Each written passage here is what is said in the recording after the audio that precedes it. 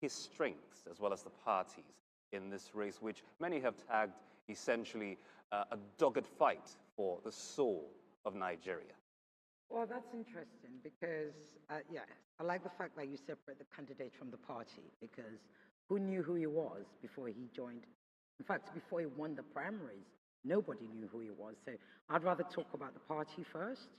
Now, I'm a broadcaster, so I've had Khadija, who was also running in the primaries for the SDP. She was my guest on my show, and I was actually to have Mr. Adebayo. But I think he was in the States at the time, so it couldn't happen. So it was interesting, actually, given somebody that's a broadcaster in this political space, watching what's evolved and became, shall I say, at the primaries. So he was, so I remember saying to, at the time, Khadija hadn't decided which party she was actually going to join, because she was actually the first female to declare. So I had her on my show, and eventually I forced it out of her. And she said she's going to go for SDP. So I was very excited because now we can talk about the party, SDP. SDP, the party that had MKO Abiola, the party of June 12, the party that everybody believes and knows won, you know, that incredible election, an election that brought everybody together. So the SDP is a party that nobody will forget. But however, they hadn't been very active. In fact, they had been near on dead, let's be honest with each other. Nobody really remembered they existed. So when she said, so I was suddenly very interested. And then we get to their primaries, and I remember watching it live. And I remember there were two women, and then there was Mr. Adebayo. And you know, the usual thing, delegates, this, that, and whatever. And then suddenly Mr. Adebayo won. And I thought, oh, that's new. There's somebody whose name we hadn't heard of. And there it was. He became their flag bearer. And you have to give it to him. So who is he is what I kept saying. Who is this man that, you know, was something of an anomaly, right? Because it wasn't even like he had been campaigning. During the primaries, I mean, at least I certainly didn't see it. He just turned up. And, you know, he's a lawyer and he's quite experienced in what he does. It is clear that he has a passion for Nigeria. I think the other thing that's clear is he's unafraid of publicity. And therefore, that makes him somewhat bold, if I may say, to confront whomever needs to be confronted, to debate with them. And I think that's a positive. That's the kind of positive that the people are looking for. So that's kind of how I would look at him right now. If you had asked me, does he excite me? I don't know. I'm guessing your answer will be, we'll talk about that later. Let's leave what your answer will be. All right, let me come to you, Mr. Bolanle. Now, Ms. Iriti has spoken, you know, given her own opinion regarding how she perceives the SDP's candidate, Prince Adebayo. Now, let's talk, I mean, based on what she said, one could infer, rather, that he is more or less wet behind the ears as far as, you know, the entirety of the quote and unquote bigwigs is going up against. What would you say are his, or is the party's weakness, or his weakness as far as the ensemble of political parties are concerned? Well, to answer that question, I'm going to have to take us a little bit further back than the earlier speaker, you know, had taken the question from. The presidency of Nigeria is a project, 10-year project, perhaps, where before you even emerge as the viable presidential candidate of a party in Nigeria, the work should have started like 10 years before, across ethnic groups, religious groups, all manner of divides, the economic powers, the religious powers, the political powers. Just like MK Abiola did. When they told him in 1979 that there was no vacancy in the State House. I remember it was the late Alhaji Umaru Dikko who said that. And that the second term was going to be for Alhaji Shehu Shagari, the incumbent president. he was denied the ticket of the MPN. He went back to the basics, acquiring traditional titles in over 200 communities all over Nigeria, building mosques, building churches, expanding his network, becoming a credible Nigerian, including marrying wives across different ethnic groups. Everything was strategic. He became a son of Nigeria, an in-law of Nigeria, a chief to all ethnic groups, a religious patron of all the major religions and even the traditional religions, leading up to that eventual primaries of the two political parties created by the military at that time. He belonged to the SDP, and the strategic calculation which saw Alhaji Atiku Abubakar stepping down for him to defeat Alhaji Babagana Kingibe. It was a project, and even though the candidate for the SDP at this point in time is a little bit of an unknown quantity, but his party has name recognition and indeed brand recognition. The white horse cannot be forgotten by people of a certain generation in this country. So SDP is easily marketable, but the prior foundation is what seems to be lacking, and it's either the party and the candidate now need to play quick catch-up, or this election season may be a foundation for a future contest. Now, I'm going to piggyback off of your initial comment about, building a stronghold, if you like, over a period of time. Mr. Michi, let me pose this one to you. Considering the candidate of the Social Democratic Party, Mr. Ritty has spoken about his weaknesses, his strengths rather. Mr. Bolanle spoke about the weaknesses and perhaps some other things he needs to do. Now, let me bring in another very key individual as far as the SDP is concerned, Chief Olufalaye, elder statesman, speaking at a secretariat media briefing rather, did say that the candidate of the SDP essentially would emerge victorious. And one might consider that as just mere political talk, if you will. But considering that statement and considering what the other analysts here have said, what do you think his chances are? Well, this is the 2023 elections will be a very interesting election.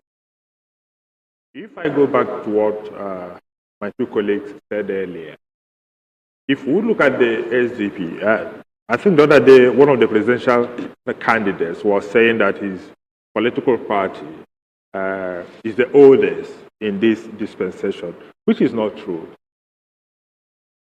Apart from PRP, that was founded by Mallam Kano, and that was in the Second Republic. I think the SDP is the second, having come on board during the General Ibrahim Babangida transition.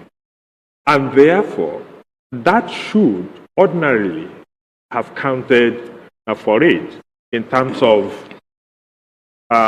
experience, in terms of clout, the political party now. If we go to a place like South Africa, and we're talking about ANC that has come up over the years, that kind of institutional memory, the structure that time would have afforded you should have been an advantage. But here it is not, because after the annulment of the June 12th election, nobody heard about SDP again, and they were not there to mobilize as they ought to mobilize.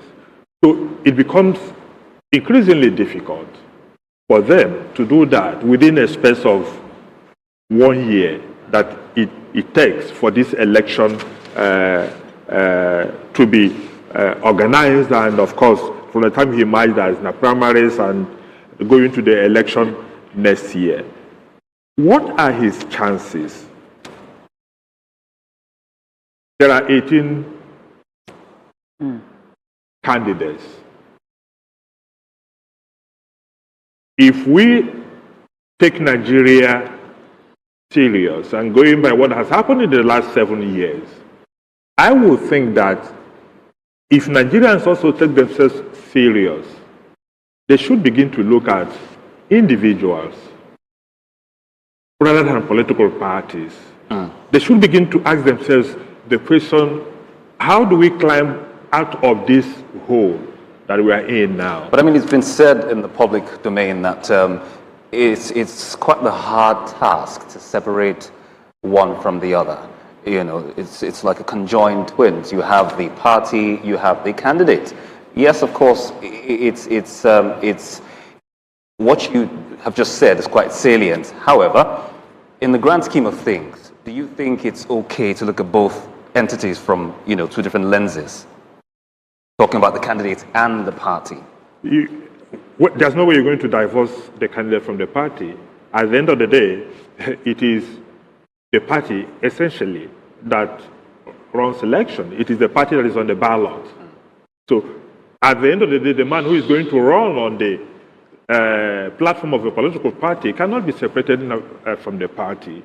They are one and the same thing, as long as the election is conducted. So, my answer to what you're saying, to your question, is pointedly no. You can't separate them. But there is a way one can leverage on the other. And I'm going to give you an instance. For instance, what is going on with the Labour Party now? It is Peter Obi that is driving the Labour Party. Essentially, before Peter Obi went to Labour Party, it was basically not there. So you think Prince Adebayo can do the same thing for the SDP? Because we know that the SDP has been there since time immemorial. I don't think so. From what I've seen of him, from what I know about him, he does not have what it takes to give SDP the momentum that is necessary to get it across the finish line. This is still the Pundit Show on this maiden edition of The Candidates, starting today, Thursday, 17th of November 2022. I still have my analysts in the studio, Mr. Bolanle Olubani, Mr. Yusuf, and Mr. Ikechukwu Amechi. And we're talking about this, you know, the party's campaign and essentially everything that has to do with the Social Democratic Party and the build-up to the main show, which of course will be in a few minutes, at the sit-down by the candidate himself and his running mate with Kadaria Ahmed. Stay tuned. We will be right back. My name is David Chiedu, and this is the Pundit Show of The Candidates 2022.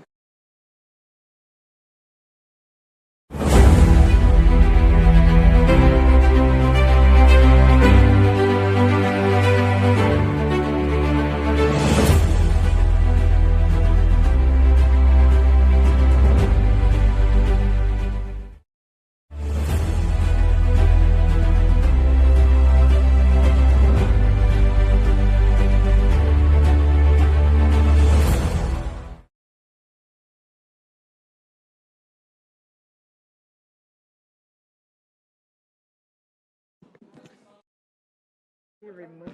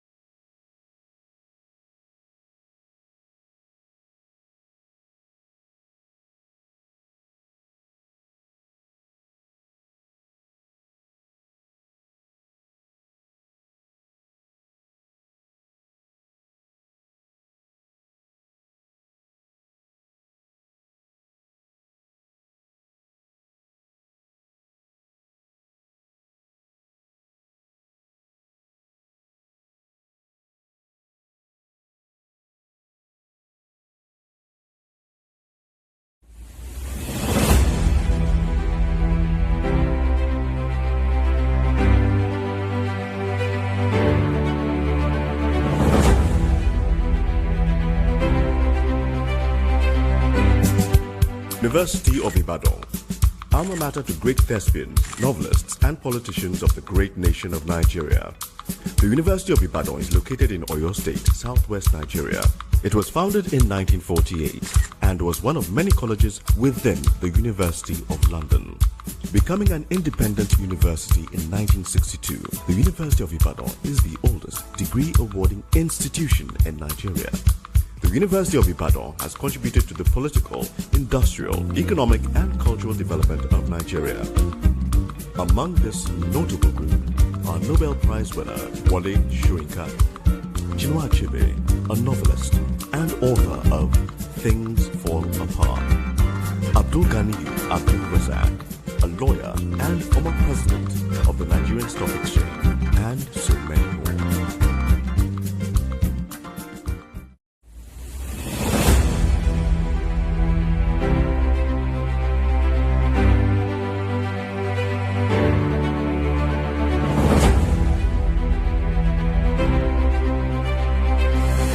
Bayelsa is an oil-producing state in the south-south region of Nigeria. It was created in 1996 by the then military administration. Bayelsa has also produced prominent people such as Ben Murray Bruce, a businessman and senator, Dakore Egbusin Akonde, a Nigerian actress.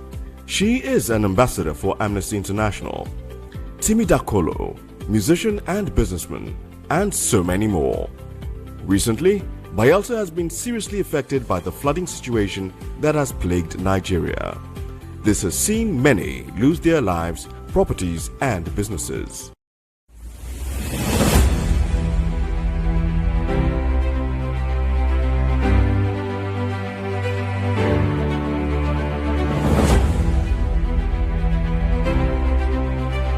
University of Abuja. The prestigious University of Abuja, nestled in the Federal Capital Territory in the north-central part of Nigeria, was established in 1988, but officially started running in 1990. It was set up as a dual-mode university with the mandate to run conventional and distance learning programs. The university offers diploma, undergraduate, and postgraduate degree programs. Popular persons who have graduated from this institution are Kanayo O. Kanayo, actor, filmmaker, and lawyer. Iman Suleiman Ibrahim, former Deputy General of NAPTIP. Muhammadu Bako III, a first-class Emir of New Karshi in Nasarawa, and many more.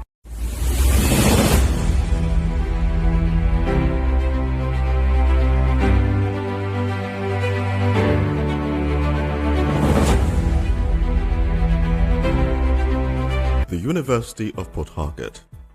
The University of Port Harcourt is located in Chuba, in River State, in the south-south geopolitical zone of Nigeria. It was established in 1975, but was given university status in 1977. The University of Port Harcourt was ranked the 6th in Africa and the 1st in Nigeria by Times Higher Education in 2015. This university has graduated several notable Nigerians who are spread across several industries. Some of these people are Rita Dominic, actress; Alex Oti, former managing director of Diamond Bank; and Rotimi Amici, a former governor of River State. As it continues to run, it has promised to continue churning out great students year in and year out.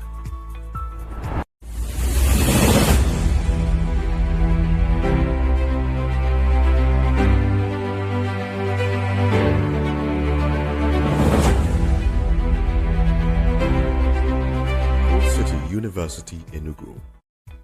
Named after the state's slogan, Coal City University is a not-for-profit private university nestled in Enugu State, in the southeastern geopolitical zone of Nigeria. Established in 2016 with 10 faculties to its name, Coal City University currently has over 800 students. The university prides itself on offering an excellent learning experience for students, informed by up-to-date research and facilitated by a high-quality learning environment with multimedia classrooms, ultra-modern laboratories, and a modern library. Coal City University Enugu, though young, organizes an annual essay contest for secondary school students in an effort to increase awareness of current global issues among the young population.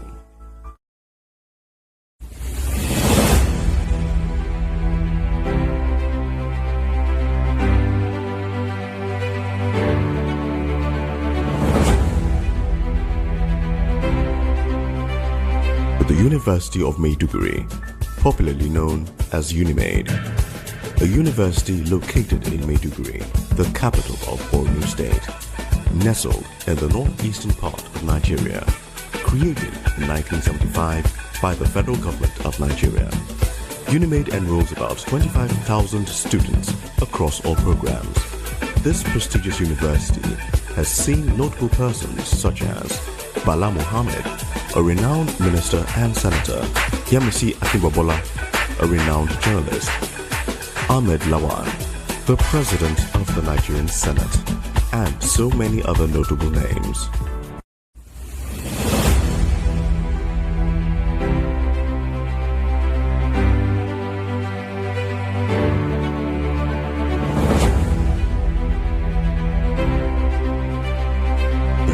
University Kano, initially called Ahmadu Bello College, this citadel of education was renamed Bayero University Kano.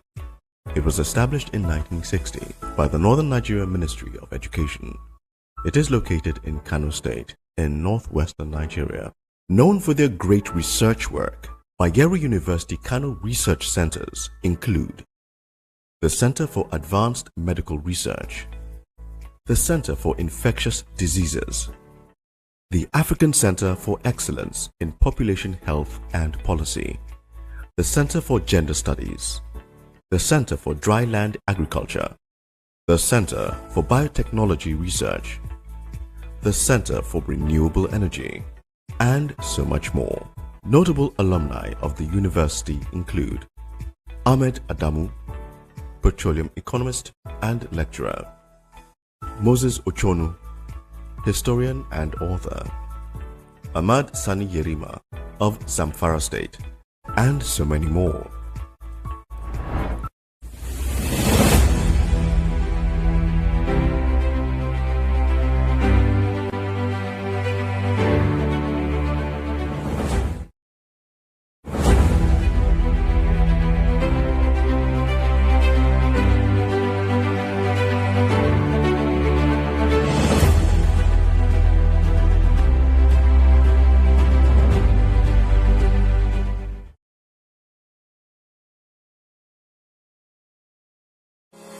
Kadaira Ahmed is a leading Nigerian journalist and media entrepreneur. She sits on the Nigerian Board of Trustees in the International Press Institute and has been recognized as one of the 5 most influential people in Nigeria's media landscape.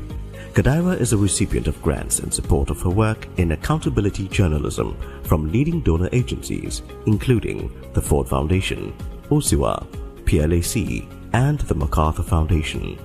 She is the Executive Director of Daria Media, a company whose focus is public service journalism. She is also the Managing Director of Radio Now 95.3 FM, a radio station broadcasting out of Lagos.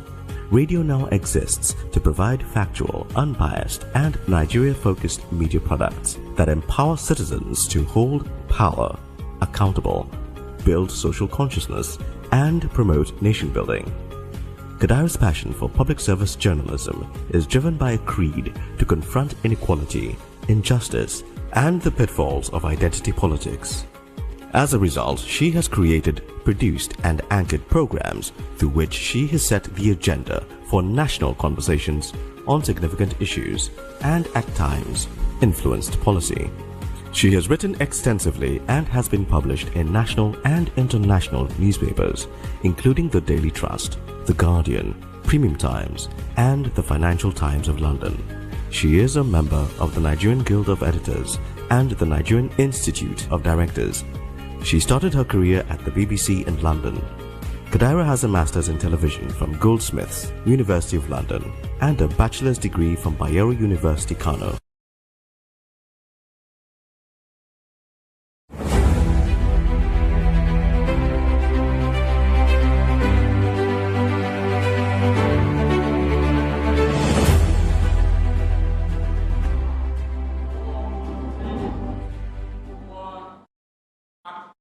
Good evening and welcome to the first in a series of 6 town halls that bring the major contenders for Nigeria's presidency face to face with the electorate that will decide who gets the top job.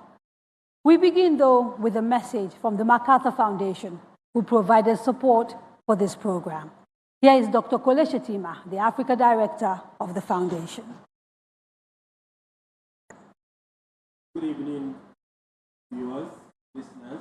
Very happy and very excited to welcome you all to this event, especially for those of us who are here at the venue, but also for viewers across the world, as well as those who have joined us online. The MacArthur Foundation is very happy, very excited to once again support this series of conversations. Our goal, our desire is to create an opportunity for all Nigerians to ask questions that are most important to them, questions that deals with bread and butter issues around brick and mortar, and of course, as well as life and death. This is very an opportune occasion for all of us, and I welcome each and everyone to this occasion. Thank you very much. Thank you very much to Dr. Kole Shetima.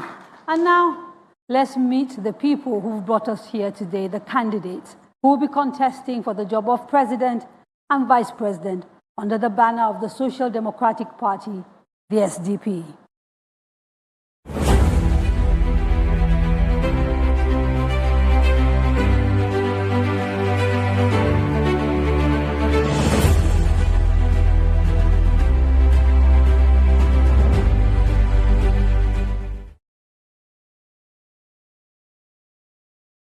Prince Adewole Adebayo is a lawyer licensed to practice law in Nigeria, the United States, Australia, Canada, and the United Kingdom. He's a fellow of the Chartered Institute of Arbitration in the UK and Nigeria, as well as in Singapore. He's also a board advisor to the US Black Chamber of Commerce. As the chairman of the Africa Dialogue Mission ADM, in 2006, Prince Adebayo was appointed by the United Nations and ECOWAS as the commissioner of the Truth and Reconciliation Commission in Liberia. Mallam Yusuf Buhari, his running mate, is a private sector specialist with major interests in project management. He holds a first degree in mechanical engineering and a master's in information technology, management and organizational change. He has held senior and executive management positions within major project management organizations, commercial banks, and has worked in private equity and business development. He is a member of the Nigerian Society of Engineers. He is currently managing a group of companies comprising an SME business consulting firm, a small contracting firm, an energy company, and a transport and logistics company.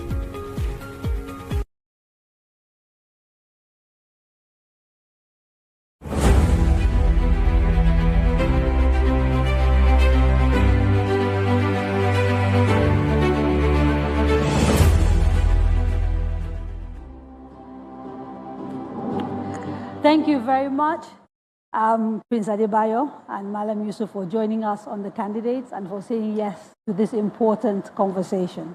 Thank you for the invitation. Thank you very much. Now, yes, so you are two out of a field of, I think, over 18, as I understand it. Well, 18 people contesting for the presidency, plus the VP post, that's times 2. So Nigerians, in many ways, one can say, are spoiled for choice. Why should they choose you? Well, it's quite easy because the voters are not supposed to look at the faces of the people running. They should look inward and look at the problems that they want to solve. So when it's like you wake up in the morning and you try to get to work, it doesn't matter how many people are in front of you. You want to look for your driver because you want to get to work. And just like in a bank, you want to catch a check. It doesn't matter how many people are in the banking hall. You want to go to the cashier to cash a check. And if you are sick, it doesn't matter how many people are around you, you focus on the doctor. You want to see the doctor. So for people in Nigeria who are trying to solve the problem of insecurity, who are trying to deal with poverty, who want infrastructure to work, who want to have a stable economy where you can have employment, who generally want to make progress and they want to run very good school system, the choices are very limited because from the 18, about 4 or so have been people who have been given opportunity in the past and they failed woefully. So you would easily know that if they had any talent at all. That still leaves 14 other candidates. Yes, so if they had a chance at all, or if they had any ideas at all, they should have used them in all these years. So those ones, they're out. Then you listen to the rest, and you start to ask questions as well. You see where they touch you. So for us, I think that we've handled all the issues. We've explained how we're going to govern the country. Okay, so no, you haven't, not on this space. Oh, well. And which is why we need to sort of get beyond the sort of what you were saying and actually get into the details. I'm interested in hearing you tell me what it is that qualifies you and Mallam Yusuf to be president and vice president come 2023 in real specific terms. Okay, first, let's look at it. We have an understanding that this country has all the endowment that it needs. We also agree with Chinua Achebe that leadership is the problem of Nigeria. And we also agree that the leadership will not change itself. It is the people who have to change the leadership. Now, we also agree that when you want to choose a leader, you will want to know whether the leader understands the problem of the country. And for me, there are 5 problems we need to deal with in this country. One is that we need to kick poverty out once and for all. At the same time, we need to get a hang on our security situation.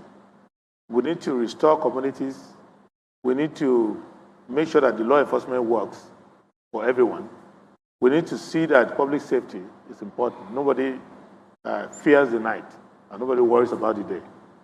We also need certain infrastructure, roads, telecommunication, electricity, very importantly, and other tools for our people to be able to live in 2022. The way our people live now, they live like 1920.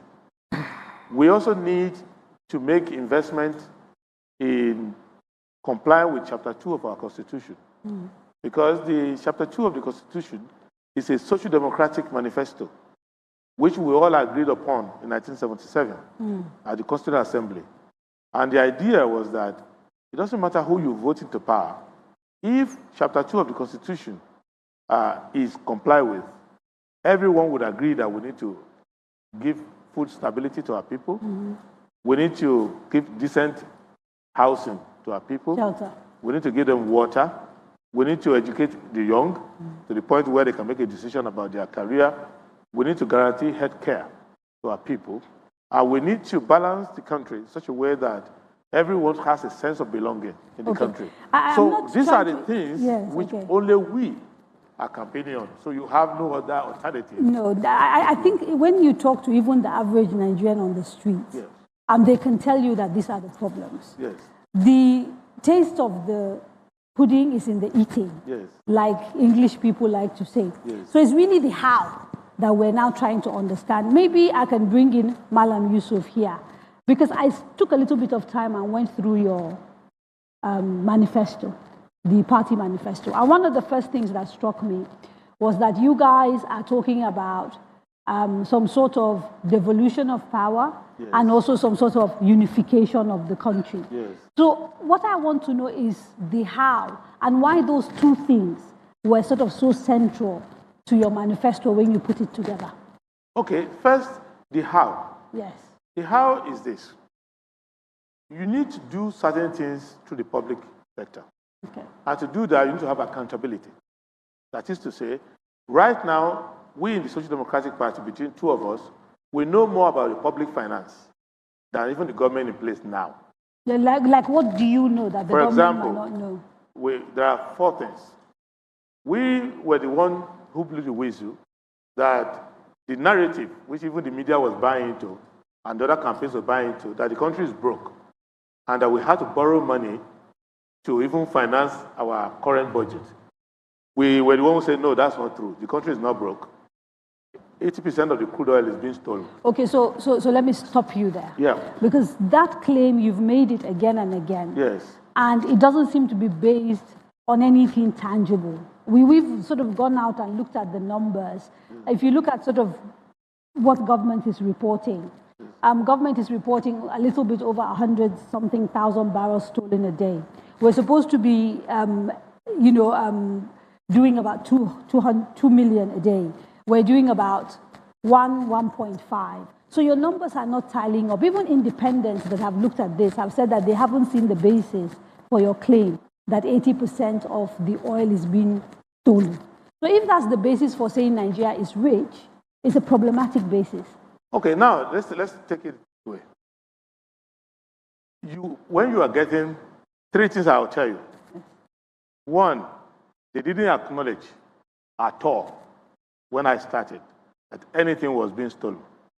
They said everything was in order. And the entire media was quiet. All these people who are breaking statistics, they were all quiet. Later, they said I was wrong, it's only 75%. I don't know if you listen to the Chief of Naval Staff, who has primary responsibility for our maritime security. He came and said the figure which I was citing, I think it was Channels TV or so, that it accounted for other losses rather than theft. All of these people who are bringing figure, second problem they have is that they are taking secondary data. So they go to NNPC and take data. But last week, I was at Focados. I went to the field myself. I went past NNS Striker. Many of them have not seen. I saw vessels. Then they haven't checked the Lloyd records, have they? They haven't checked. They are checking record of the thief. Who is stealing it? What do? You go to a flow station. They are recording. They load 3 million barrels. They record 500,000 barrels. That's the record that the people who want to fact check us are checking. Okay. Now, I give you a second point. I don't want us to get bogged down into sort of how much fuel is being stolen. Let's assume you're right. I'm right. And that, okay, so in your books, if we're able to get back that money, that makes Nigeria rich? Is that, because that's what you seem to be saying. This is common sense, because if you are losing 200 million people without education. Hold on 1 second. Okay. You can be rich and illiterate. Right. So whether you have education or not, has nothing to do with whether you are rich or not. Yes. What we are saying is that Nigeria is a family that has enough wealth to educate all her children. Whether you want to educate your children or not is a different matter. So let us not confuse that. Okay. What we are saying is that they reported that they want to do these good things for us, but we are too broke. Okay. They are saying because of COVID, because of international situation and economic globally, we are saying that's not true. That this period now, countries of our profile, Russia, Kuwait, Saudi Arabia, they're making money. So you can't tell me that. That's number one. Number two, because you are now losing $4 billion regularly like nothing, you are now having a very scrawny budget that doesn't meet the needs of your people. We have a 20 trillion thereabout budget this year. In reality, when I checked it, the actual budgeting takes them to about 16.5 billion. National Assembly just added some figures to it to make it come to 19. They later, overnight, they changed to 20. So the figures are not real. But even leave that. They are now borrowing 10-point-something trillion to be able to even keep that budget. Okay, so Prince, now, I'm not interrupting you, but 2 hours seems like a long time, but it actually isn't. Yes. I'm trying to tell me, so you're talking about what others are doing wrong. And 10, 15 minutes have gone by. I'm trying to understand what is going to make what are you going to do if today you become president and vice president? To tackle, maybe what we should do is break down the problems. So let's look at the economy, which you started on, for example. Yes. rapid rising inflation, 2 digits, double digits, unemployment of the sort and underemployment that we've never seen before, food inflation really high. If you today enter the presidency, can you tell me the 2 things that you will do instantly, immediately, to try and tackle these issues that have a direct bearing on the lives of Nigerians? First, people must understand when we talk that we're not talking about this figure because we want to report crime. We are saying this is the reason why all these factors you are mentioning, that is to say you are earning income and it's lost.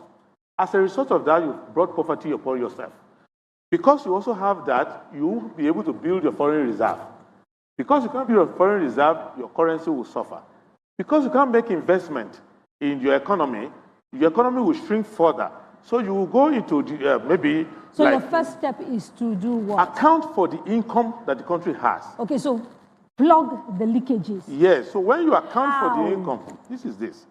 First, they follow me. When I'm president, I won't be shouting on TV. I will definitely collect my money. The other monies that the oil companies are owing, I will collect the money. The tax that is being underreported, I will collect that. The 16 trillion in waivers, which is in the book, which is being given to about 12 or 13 people who are friends of politicians, I will collect that. So I will give you a balanced budget. I will not borrow more money. And I will invest in infrastructure. I will be able to create, within a short order, public sector direct employment of teachers, of nurses, of doctors, pay doctors well. I give you about 4 million jobs right there.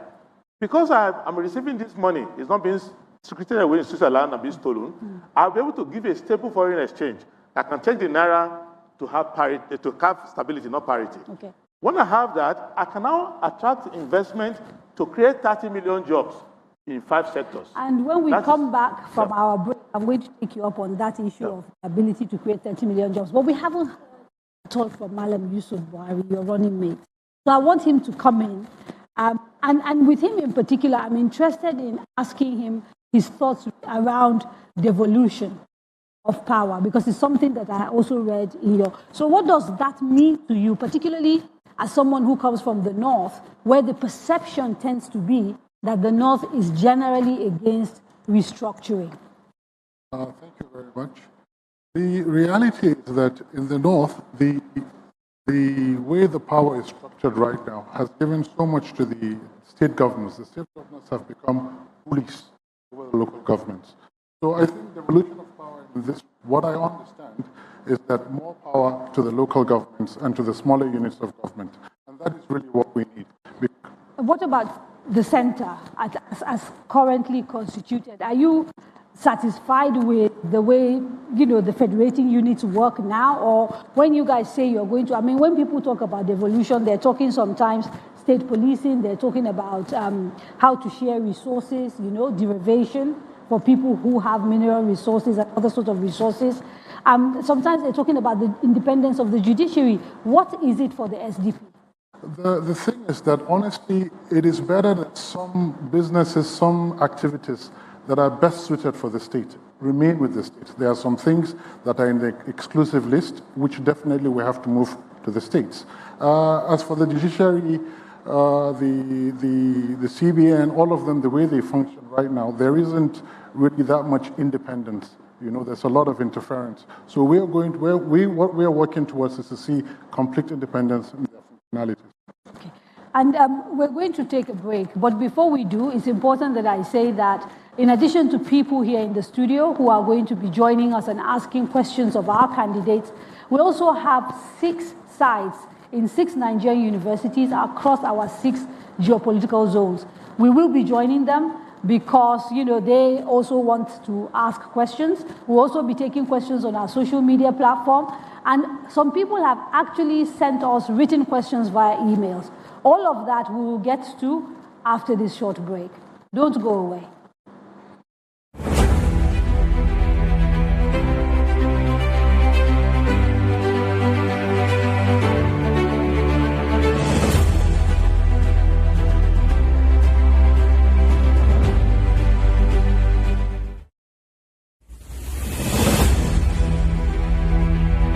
Kadaria Media, in association with Cabal Entertainment, presents The Candidates, a presidential town hall meeting series where the presidential candidates of the 6 leading political parties tell us about their plans for the country.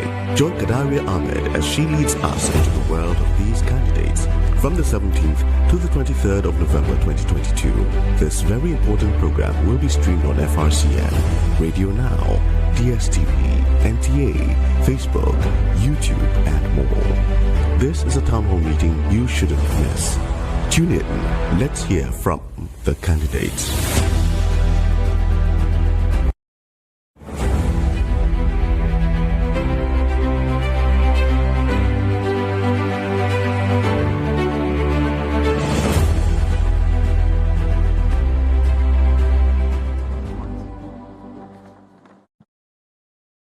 Welcome back.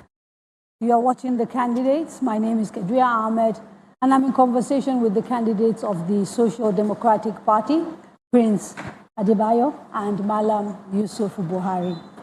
Now, before the break, we started talking about your ambitious plan to create 30 million jobs.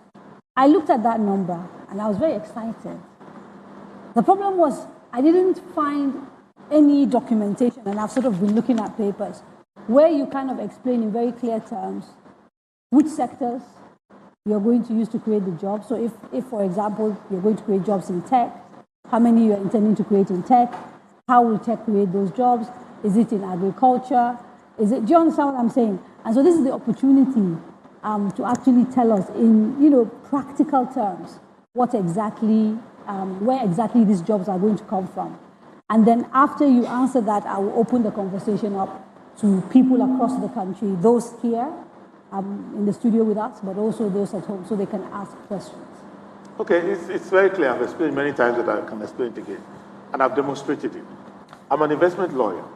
And all my life, I've gone around the world with US companies, setting up companies all over the world. What basically I tend to do with the 30 million jobs, because when I looked at our finances, I realized that there are 2 problems we have. We can't have enough money to meet Chapter 2 of the Constitution, which is to invest in social infrastructure, social investment, at the same time have money to create industries. I realized that why don't I do what I've been known for? So in June, it's all on record, I went to Washington, D.C., and I met with the U.S. Chamber of Commerce. And I started talking to my colleagues there, and I said, how can we create jobs in Nigeria? Because we've done that, I've gone all over the world with them. And we came up with 5 sectors. 1 is agriculture and agro-allied. 2 is ICT and technology. 3 is social sector like education and health. 4th is infrastructure. And 5th has to do with new technology like cryptocurrency, like blockchain, and like crypto generally. And these are not jobs that you have to dream about. These are jobs which the companies involved are already dealing with. All they need to do is to include Nigeria in the bracket of those countries. You will see, for example, that if you take an Apple phone, Apple is from Cupertino, California. Now, but they produce their work in China. If you call a typical bank, UBS, any of them, the customer service person is going to answer you from Kerala, India, or wherever. But Nigeria is outside it. Why? Because we have 4 problems. We have a problem of perception with regards to corruption and all of the rest. So, even when I practice law, before I joined politics, I will go around the world with companies.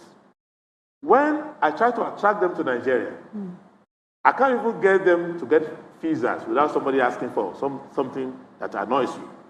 When I give an example of a company that I was a lawyer for many years, they go around the world and build airports.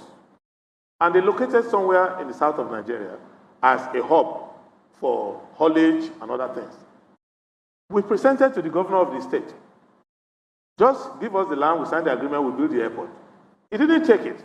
He went and took the money of the state to build a poor version of that airport. So what I'm trying to do now is to say, No country who is rapidly developing, be it Turkey, be it India, be it any of the countries, be it Thailand, be it even China, which has created millions of jobs, but none of them have done 30 million in 18 months. They have done, let's just get it right. None of them is budgeting from their own appropriation. China did not budget money for Apple to come to their country. What you do is that you create a condition around that people can bring their investment to the country. But 30 million jobs. What you are talking about is not so much that you say you are creating jobs. I think that is making people pause. Is the number within the period that you say you're going to create. So if you look at a country like Nigeria, you've enumerated the problems. Lack of confidence, perception. And you're basically saying within 18 months, you're going to turn this around to the extent that in less than 2 years, 30 million jobs can be created. It's very far-fetched. Let me tell you why it's not far-fetched, so that you don't understand. You see, I don't want you to accept the failure you have been facing over the years. Let me give you an example. If you want to build, if you select 100 roads, and you want to build 100 roads of 200 kilometers, how many people are you going to employ? And if you look at Nigeria, we have enough money to be able to build select 200 roads of 4 lanes each and build 200 kilometers. So when you talk about jobs, you're talking about, so you're talking about non-skilled jobs of laborers and all of that. Those are the kind of jobs you're talking about. I don't know what to call non-skilled job.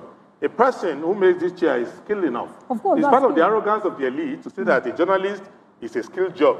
But the person who fixes a road that makes you not to die is not skilled. I don't believe in that.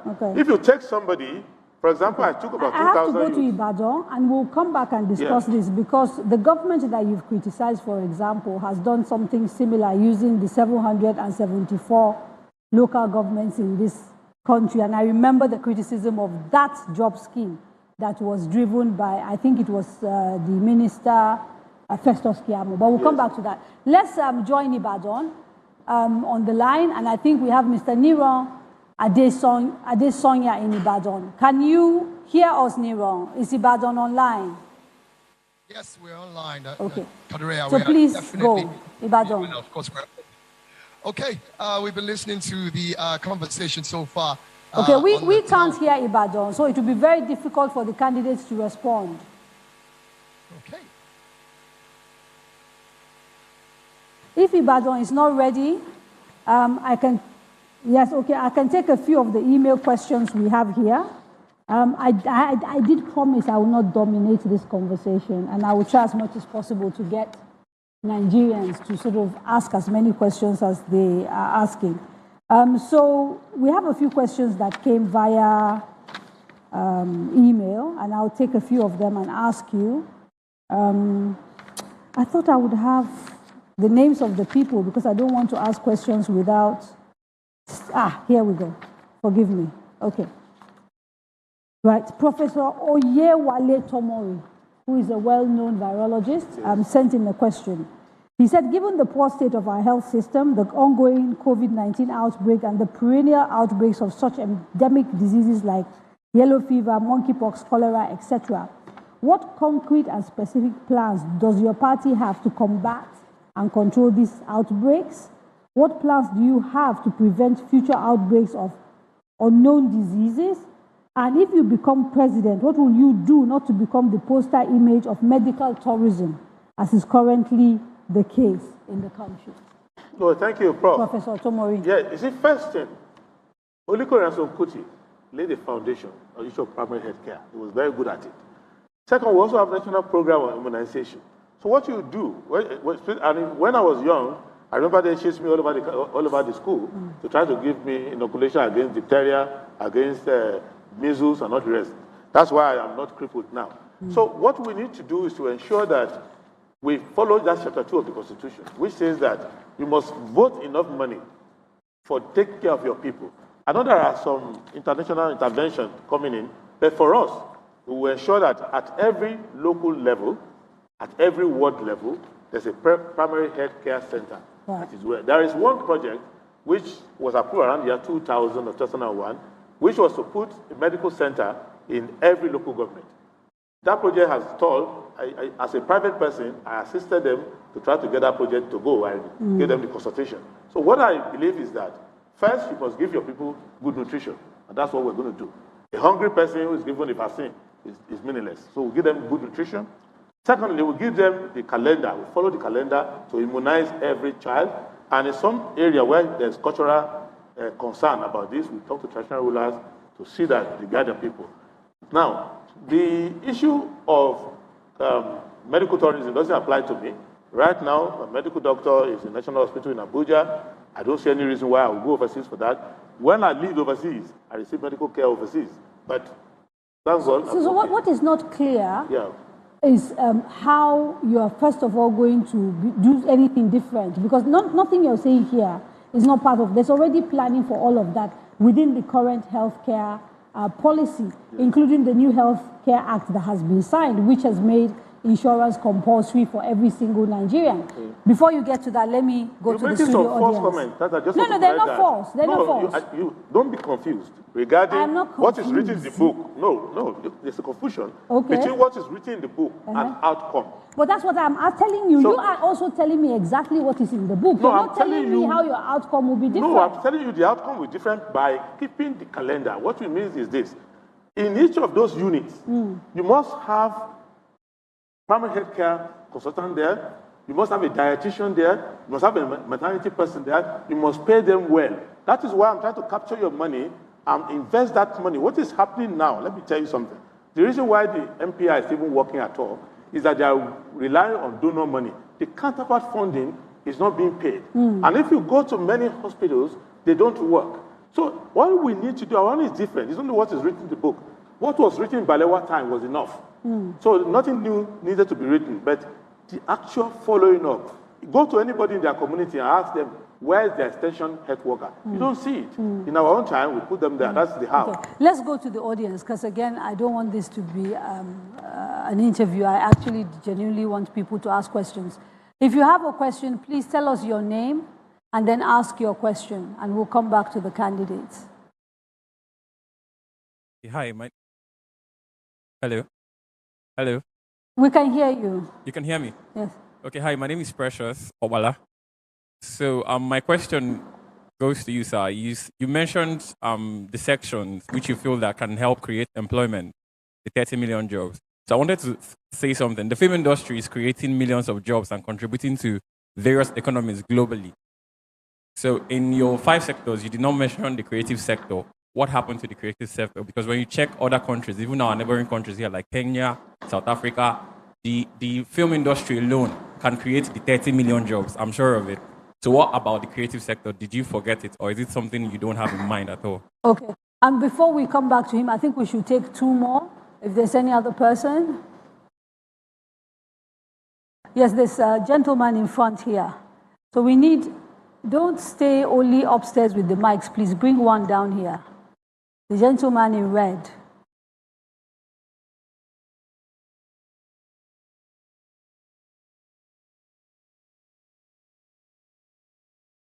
Thank you. So my potential president and potential vice president, my name is Moses Adewole Adebayo. Just about the world clocked 8 billion in population. What's your plan when it's said that Nigeria in the next decade thereabout will be the 3rd most populous nation on earth, even overtaking America? Are you thinking of the demographics? We look all around, it's almost all factors are undesirable: poverty level, insecurity, and all this cliche.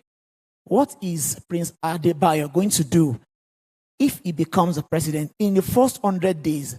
Why should I still want to say that, oh, I'm proud of my president? Because he will tackle this, like I said. I mean, I've listened to you, and I can say that it's always very easy to campaign in poetry. Oh, 30 million jobs. But if you have an assembly that will not cooperate with you, what do you do? And to my vice president to be potentially now, you are in SME. I remember South Korea is one country that comes to mind. Their middle class is still sustained because of the small and medium scale industries. What do you intend to do with your expertise in that aspect? Will you bring back the middle class to Nigeria? That's my question, please. Okay, so 3 questions. Creative sector, and then maybe we can let Mallam Yusuf answer the other 2 that were directly addressed to him. Okay. The creative sector is we are not neglecting it. We are looking at the companies that I met in Washington, D.C., areas where they have interest. It doesn't mean that we on our own will not do anything. I actually have an agreement with the Chamber of Commerce on 2,000 companies, identified companies, coming here to work on those sectors. It doesn't mean on our own we're not going to do it. So I was reporting how we can rapidly generate 30 million jobs. So that's on that one. On the issue of creating 30 million jobs, it's not that complicated.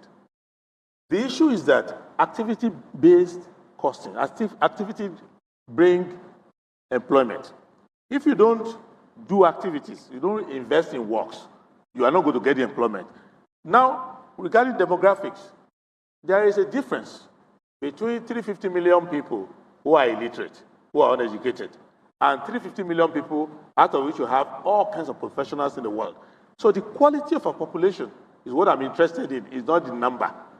India, we cannot be as big as India or China. So don't worry about the absolute number, but the quantity, because even poor countries like Haiti, other countries who are small in quantity, can be in poverty.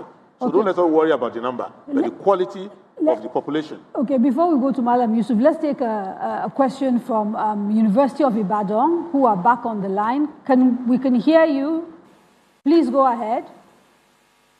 Hello, Kadri. How are you doing? We are really looking forward to a lot more this evening on the first edition of the Candidates 2023. Of course, we have quite a lot to go, but we have students of University of Lagos, University of Ibadan, sorry, right here. And of course, they've been listening with keen attention and looking forward to what the candidates tonight have to offer Nigeria if they're given the chance to be president of the country.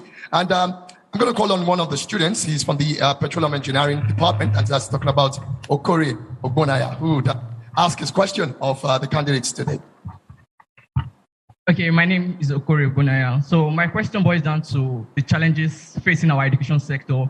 So we know that the issue of ASU has been going on strike since 1999. And in 2020, we had one of the highest ASU strike, then coming to the year 2022.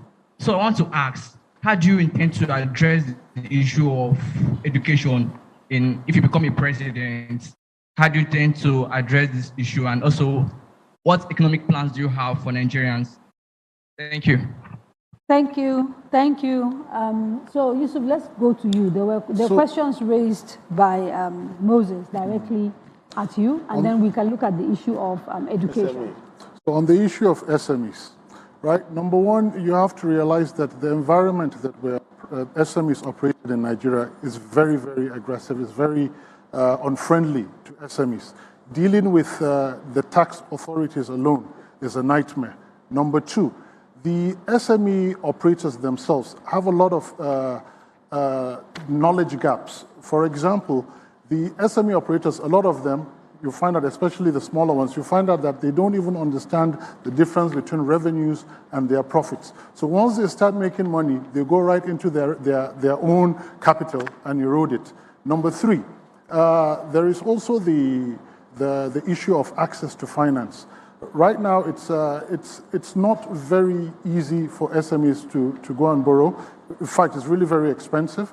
And even when they do get the money, a lot of times they are confused about how to utilize these funds. So you end up just creating bad debts. That is why a lot of banks are a bit apprehensive giving money out to SMEs. So when we come in, what we hope to do is to try and ensure that we give the SMEs a lot more training to understand how to operate within the environment. Okay, there's also the issue of infrastructure.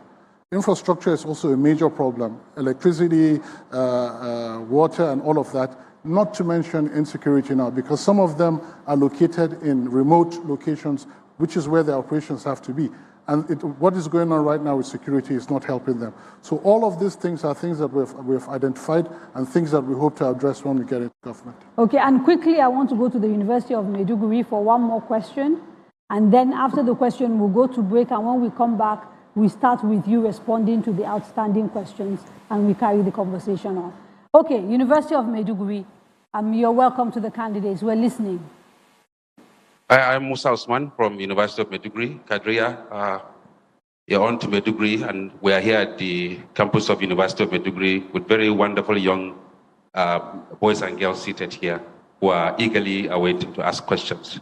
So I have the first question with me coming from one of our participants here, Yusuf. Yeah. My name is Said Yusuf Tara from University of Maiduguri. My question goes like this. The presidential aspirant mentioned about the wealth of resources that Nigeria has. And my question is, when you elected as a president, how will you ensure that you maintain inclusiveness and corruption-free in redistribution of these resources for the benefit of all? Thank you very much. Thank you very much. We have literally just a minute and a bit to go before we take a break. So if you are able to answer one of the questions very shortly, we can do that. And then we'll go to break and come back. Okay, let me deal with the issue of education. Okay. Education is a right. It's in the Constitution. Yes. Now, what makes us to even debate that issue is because we have had illegal and irresponsible government policies, which is that we must vote money for education first. So ASU will not go on strike in our time, but based on 3 measures. One, we are going to ensure that the Education Trust Fund, which was created by ASU, that we put independent trustees that ASU has good relationship with. ASU will not worry that that money is not being prioritized for them. This is number one of the problem. Number two is that we're going to have independent governing councils for the universities to ensure that we don't send politicians there who go to control this money. So the universities run themselves independently. Thirdly, we are going to create endowment fund for them, to get everybody to come and start giving universities donations and other things. So the government itself, whatever the government is doing, government will not run the universities anymore, but what the government will be doing is give the university endowment. So for us, we can decide to go and build hostels for all the universities outside their budget. You will essentially be privatizing. No, we're not privatizing. We're not privatizing. Let's take a break. Dangerous comments. No, because that's what we will come back to because it. they don't understand? No, it's not we are about saying that we're understanding. giving It's that you're not academic, giving enough detail for us to understand. Academic independence. It's not the same thing as privatizing. Okay. When the Chancellor and the council run the university, not the politician made Minister of Education. Okay. When we come back, we'll dive deeper into the issue of education, because in addition to tertiary education, there are also problems at the foundational level with 18 million or so children out of school. Let's see what the SDP has in store for those children after the break.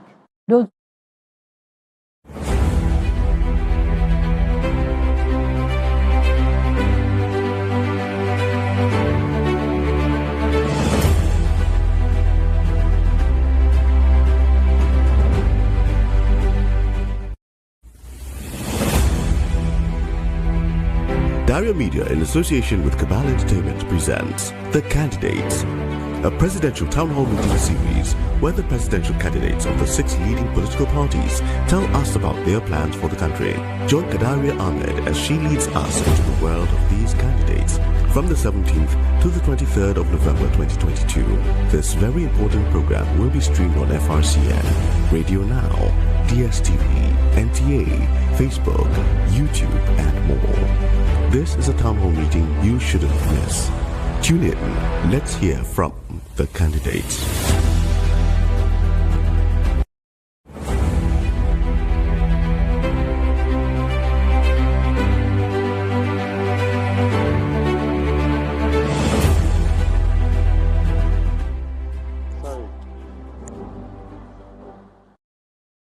Welcome back to the candidates, where I'm in conversation with the candidates of the SDP, Prince Adebayo and Mallam Yusuf Buhari. We are also being joined by audiences across 6 Nigerian universities. We've spoken to the University of Ibadan, we've spoken to the University of Maiduguri. We have 4 more to go, 1 in Enugu, 1 in Port Harcourt, Abuja, and Bayero University, Kano, my own alumni. We also have studio audiences who've been asking questions. Before the break, we had started a conversation on ASU. Yes. And you basically started talking about academic independence, etc., etc. I'm trying to understand, because sometimes I think when politicians talk, It's like they take one aspect of a problem and they run with it. I'm not quite sure that we have actually understood what ASU is making 7 demands of the government. You've only dealt with 1. How are you going to deal with the other 6? No, I've dealt with them all because many of the demands that are bringing to the government are not supposed to lie with the government. The way the universities were designed, they had governing councils with a pro-chancellor, then vice-chancellor, and then you have the Senate, then you have the faculty boards. Now, what the government is a visitor to the university, and because government created the university with the Public Act, government said we are going to be funding the university. But what the government has been doing is not funding the university. But the ASU problems are not just about funding. I'm coming to something. The government is not funding the university. The government is actually micromanaging the university. Because government is now micromanaging the university, a lot of the initiatives that the school want to take on their own, regarding, for example, the university of your alumni, Bayero, may decide that it wants to specialize in a certain area and raise the salaries of specialists in that area. They should be able to have the opportunity to do it on their own. They should not be struggling with having a universal scale for lecturers all over the place. So what we are doing is that we return their powers to them and say, as from today, with SDP in power, all universities you are self-governing. So you are now a university on their own. I will not send you pro-chancellor or anything, sort yourself out. Now, what I will do for you is that I will give you endowments. So you run yourself. So many of these catalog of issues, academic freedom, so there will cease to be federal universities. There will be federal. It's like I said, and you were saying that I misunderstood. No. For example, federal judiciary, Supreme Court, is federal judiciary. But the President Buhari doesn't have a minister for judiciary who goes to run university. He doesn't. But the government has a say in appointing judges.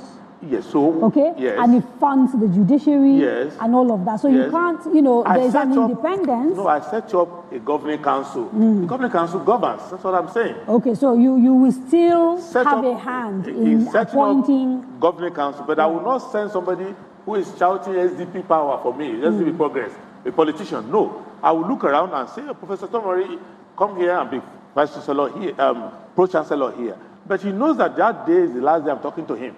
So then I have development plans. So this is essentially us believe. So the day you leave, so you have not institutionalized anything really, because it's based on you doing the right thing as prince, because you believe what you're doing is the right thing. If another president comes that doesn't believe that he can still appoint people, but he might not appoint somebody who's competent.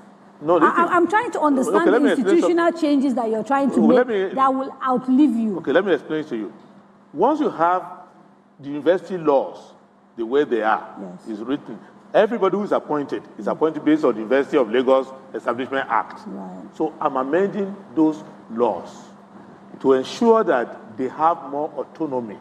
And the position of visitor, as it was in the First Republic, is purely academic.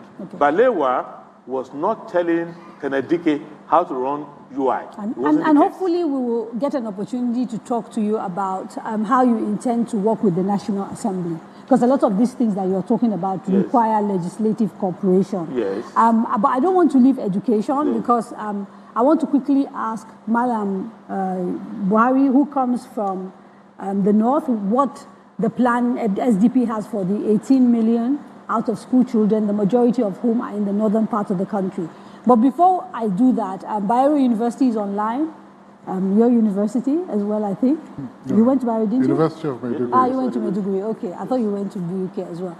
Okay, so Bayero University, your questions, please. Welcome to Buhari University, Kano. It has been a very, very interesting conversation. Our students here have been paying close attention to Prince Adewole Adebayo. We have so many questions here, and I'll start from Faith Abba from the Faculty of Communication, who has a question to ask the aspirants. All right, good evening, sir. It's my privilege to be amongst the students. My question is this. Sir, we've been talking about education, and what you are about to, you're about to do. My question is, we've not really spoken about unemployment so far. So as Nigerian students, my question is, after school, I've noticed that a lot of Nigerian students after school do not have jobs. They're unemployed on the streets, doing nothing. So what will you say about unemployment in Nigeria? Even people with first class, second class, upper do not have jobs. So what will you say about it? Thank you so much, sir. Thank you very much for that question, Faith. It takes us to your 30 million jobs. So do we have more questions from Kano? Yes, we have more questions. Okay. We have Ibrahim Sani and please Esther go Michael. ahead. So let's start with Ibrahim Sani. Okay. Good day to you all, Mr. Prince. Zoom into him. Ibrahim needs to speak up. We can't hear him. Okay, I have two questions, and one is regarding the issue of food security in this country. We have been facing challenges with the conundrum of import and export in relation to food security. From the return of democracy today, we have practiced both open border and protectionism, and it all seems to not be working. So I want to know what plan is Mr. Adebayo is having on the issue of food security in this country. And my next question is one that kind of touches almost everything. All this issue of security, unemployment, education, ASU strike, and everything that we are having is directly related to the economy of the country, because mostly it is a lack of enough money to cater for everything that is kind of creating the problem that we are having. So, Mr. Prince Adebayo, I don't know what type of economic plan do you have for this country? Like, are you planning to practice open market, that is kind of capitalist economy, or are you going to go with the normal socialist system that we used to have? Or what is your plan? I think we have to allow Ibrahim to take a break here, because the question is, okay, so if we could get you to talk to the question on the 18 out-of-school children, and then we can come back to the Prince to deal with the issues raised by the last few callers. And I don't necessarily want us to go back to these 30 million jobs, but there were other questions raised around food security, which have to do with also the insecurity in the country, closed borders, the philosophy that will underpin your financial model for Nigeria, etc. Before our PP says something, I just want to make something clear. Yes. Our PP is from the north. Yes. But the problem of the north belongs to all of us. I understand. So the father is from the north is not the reason why he has to answer that. But you know, yes, it's important that he also it talks. affects all of us. Yes. Whatever happens in if north we affects all of elect us. you and you become president and you are not around and you travel, he's the president. Yes. So Nigerians need to be able to... No, I understand. I'm just saying that we should not say because it's from the north. I know. And they can, no, all of us are affected by it. I understand that. Yeah. So 18 million out-of-school children, not all in the north, but the majority in the north. So how will the SDP deal with that? So first of all, we have to work with the states. We have to we have to encourage them to make legislations and to enforce legislation that is going to help us move these children out of school. We also have to try and encourage them to try, for example, I'm aware that a lot of them do not actually pay up their counterpart funding that has to do with a lot of things, including education. So we have to try and encourage them to do that as well, so that we can put a lot more funds into education and cater for this children. Encouragement doesn't sound like a plan. Well, we can't force the states to do these things, but we can encourage them, we can work with them, we can give them incentives, you know, to make them to own up to their responsibilities. Then the other one has to do with the informal, I would say, the Almajiri problem, which is a real big issue. There was a plan some time ago with a couple of friends of mine that we submitted to Konkoso when he was governor of Kano State. We gave him a plan that had to do with relocating some of the schools out of Kano at that time to the local governments. We would partner with the local governments, get land from them, and then locate the schools where the teachers are local. And is this an SDP plan? Yes, it's something we've talked about, but we haven't really come together with it. But we've discussed it, and we're like, okay, this is something we can discuss and develop further. Okay. So we're working on that, right? Let's quickly, and the reason why I say quickly is because, again, I want to involve as many of the remote sites as possible. Can we quickly deal with the question raised around food security, particularly in light of the fact that insecurity has meant that some of our farmers are not actually able to farm, and we've seen people running away from, traditionally farming communities to settle in cities as a result of banditry, terrorism, etc., etc. So if you could deal with the two issues of food security and lack of security. Security, I'm a farmer, a very serious farmer, so it's my area. First, we must deal with insecurity because we must control every square inch of our land. Not just because of agriculture, we must control every square inch of our land. I just came back from Mubi, Madagali, and all those places where these troublemakers are. I think we can deal with it decisively. That's number one. For farming, No. You can deal with them decisively. Yes. How? What will you do differently to what a former general that has spent 8 years in office has been doing? Let me tell you, what the former general has been doing is enriching his boys and just throwing money at them. So as far as you're concerned, the Nigerian army, let me understand. The reason why I'm saying this is, and I'm looking for it, you've spoken on insecurity, and you seem to be quite dismissive of how serious it is. You've used the word skirmishes. You've also seemed to imply that the Nigerian army and the Nigerian armed forces are somehow not doing enough, despite the fact that they are dying every day. So it's important to clarify what you mean. First and foremost, not just me talking. I'm talking with active people on the field. Yes. The places I have stepped my feet, just because when I was an aspirant, when I'm a candidate, President Buhari as commander-in-chief, I dare not go near the place. So what I'm saying is that I've seen combat troops, I've talked to them, I've talked to staff, I've talked to people, I've talked to communities. 4 days ago, I was right there at the border of Cameroon, talking with people. I sat and ate the place where Boko Haram used to have its headquarters. So I'm not talking theory here. So, what I'm letting you know is that the army knows what to do. What the army is not able to do, army cannot disobey government. If you look at the battle plans that the soldiers have, different battle plans, they will finish Boko Haram in 6 months and they will be gone. However, when you are in the army and you write a plan, let me give you, Irabo is Chief of Defense Staff now. When he was commanding 7th Division, he had his plan. Now, halfway he was removed from there. What's he going to do? So what I'm letting you know is that the army is strong enough. These are mere skirmishes. As Commander-in-Chief, I will ensure, for example, 60,000 people have died in the last 10 years. I respect the people who have died. Let me give you a plan. You can't call that a skirmish. Let me tell you, it's a skirmish. Let me tell you. You can die in a skirmish, you can die in the bathroom. The issue is this. Look at the just civil war.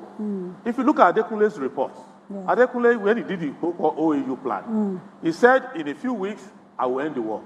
He was not able to end the war because the people above him at staff level did not give him authorization to end the war. At the end of the day, when he was launching his memoir, Gawan came and read all the plans. Gawan said, I'm sorry. While I was head of state, I never saw any of these things. What I'm letting you know, with due respect, is that the soldiers are serious people. They are okay. But in the villa, in the Ministry of Defense, the NSA's office, they are all contractors, and they're making trillions.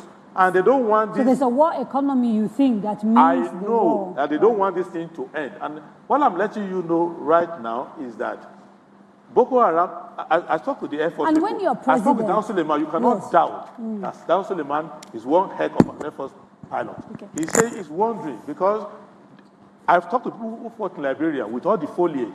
They were able to knock out the entire. And the question still, Prince, is not that we're saying that you genuinely believe that that is the case. So the question is, when you get in there, what makes you think that the same people that are still making, how will you ensure that that war economy that you say is responsible for the perpetuation of the problems, how do you bring it to an end when everybody It's very simple. is there? There's no everybody. I'm the president. Okay. You only stay So in you will rule by caveat. First and foremost, I'm being elected to be a commander-in-chief. Right. I'm in charge of the armed forces. I don't share that power with anybody, not even with this gentleman who I like very much. I'm the commander-in-chief. So it's very clear that I appoint service chiefs who are warriors. not business people. I ensure that I don't give them notes and make people who sponsor me in politics to be rich. That is the reason why I'm not flying using the helicopter. I'm not using the airplane. I'm not collecting their money. So you go there and say, I am not going to be involved in blood money business.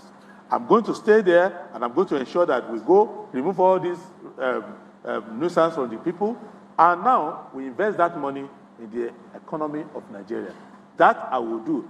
However, if you, your family members, people around you, are now supplying uniform, supplying food, making money out of it, it's never going to end. And that is what is happening. So we deal with that decisively. Then with respect to agriculture, you only need, for food security, you only need 3 or 4 or 5 states, and you are okay.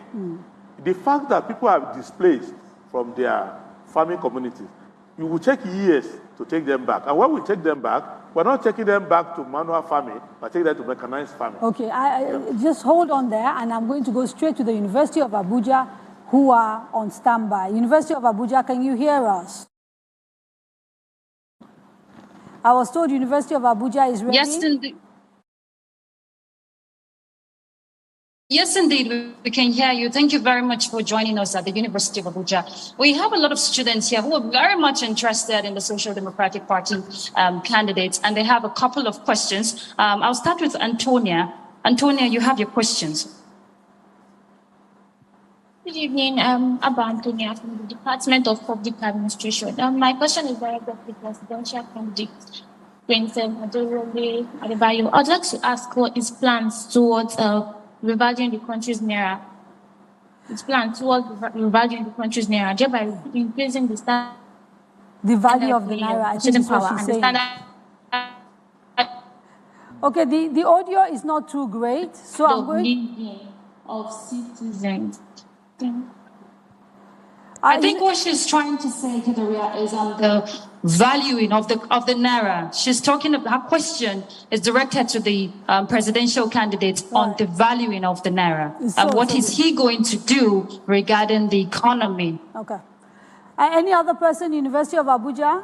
Or is that all? Yes, we do. No, we have another person. We'll take Raphael. one more, please. Yeah. Okay, Raphael. Good evening. My name is Raphael Ikbebe. My question is directed to the candidate of the presidential candidate of the Social Democratic Party. My question is, what are the first 3 things he hopes to do to achieve to raise Nigerians' confidence in government, considering that an average Nigerian has lost total confidence in them? So, what does he hope to achieve in this regard? That's my question, sir. Okay. So 2 questions, important questions around the value of our currency and belief in government. Okay. The way to handle naira is to look at 2 things, which quickly. One is the fiscal side. That is to say, income and revenue. What the government has been doing wrong, not only this one, the one before it, is that they don't collect proper revenue. And they spend. So they go into deficit finance. And to go into deficit, there are so many instruments. You have to issue treasury bill and all of that. So you put a lot of money in inefficient places. Secondly, the central bank has to work to defend the naira. And there are 2 ways to defend the naira. You defend the naira in terms of inflation. You see that the naira in January is still the same, has the same strength in December. Secondly, you defend the value of the naira against foreign currencies, which means you watch for balance of trade and balance of payment. So this is the area in which I'm going to defend the naira. I'm not telling you that So you'll be interfering in monetary policy? No. You will become CBN? No. I'm going to put in the central bank, for the first time in a long time, an economist. Who they have there now is a banker who's behaving like a cashier. So he doesn't know that he can hold his own. And when the government is making mistake on the fiscal side, that he will balance it on the monetary side. Remember, there are 4 objectives we have to create. You have to create purchasing power parity, so that when I receive my salary in January and I buy food, when I receive my January in April, I can still buy the same amount of food or pay the same rent. Second, I have to ensure that money has coefficients, and I do what we call in macroeconomics called allocative efficiency. That is to say, I don't allow government contractors, politicians, to have access to money, whereas those who want to create industries or produce things don't have money. Third thing you need to achieve. So will you be banning the multiple exchange rates, for example, so that people will be buying dollar regardless of what they need it for at the same price that is determined essentially by demand? The multiple exchange rate is multiple exchange crime, because they design it that way so that if you are close to the CPN governor, you get it and immediately sell it to the other person who is not close to him, and you make $100 million by doing nothing. What you have is what it should be. You have a system where it floats one rate. However, before you can find the naira to go and buy the dollar, you have to work for the naira. Yeah. Right now, majority of those who have control of our naira don't work for it. A majority of those who work don't have any naira in their pocket. That is why when they want to change, they say they want to change currency now. No poor man is having sleepless night because there's no naira in our pocket anyway. It is the people in government and politics who are now jumping all over the place. So the fourth thing we need to do is to ensure that the only way the end of monetary and fiscal policy is a convergence where you have full employment. Any economy that has increase in quantitative availability of money that does not increase employment and reduce unemployment is not working. So that's why I have about 6 or 7 economists that I'm considering to put in central bank. And each of them understand it. And And you will give them full independence. They have full independence, but they must first have full common sense. That's why I'm talking to them right now. And let me explain to you. The central bank doesn't have only one governor. It has a board of governors. Yes. The governor and deputy governors. Yes. So these people, I'm talking to them in that cluster. So they already are working together. They understand each other. They know what we are doing. And remember, one of them lost their job because he was trying to do that monetary to fiscal side to say, why is it that NNPC was not remitting $20-something billion at that time? And I asked him a question, why did you lose your job? He lost his job because he went to the president and told the president, look at the argument between me and the Minister of Finance and the NNPC. See the evidence. The president saw the evidence. Yeah, time is really against us. So it's important that, we try brevity.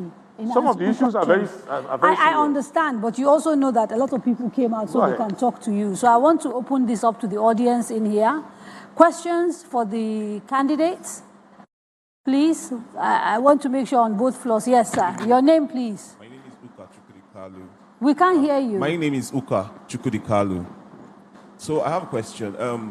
We all know that in Nigeria, prices of goods and services go up and never come back down. And we see these things happen often. How will you curb these issues when you become president? Okay. Any other person? There's a lady over there.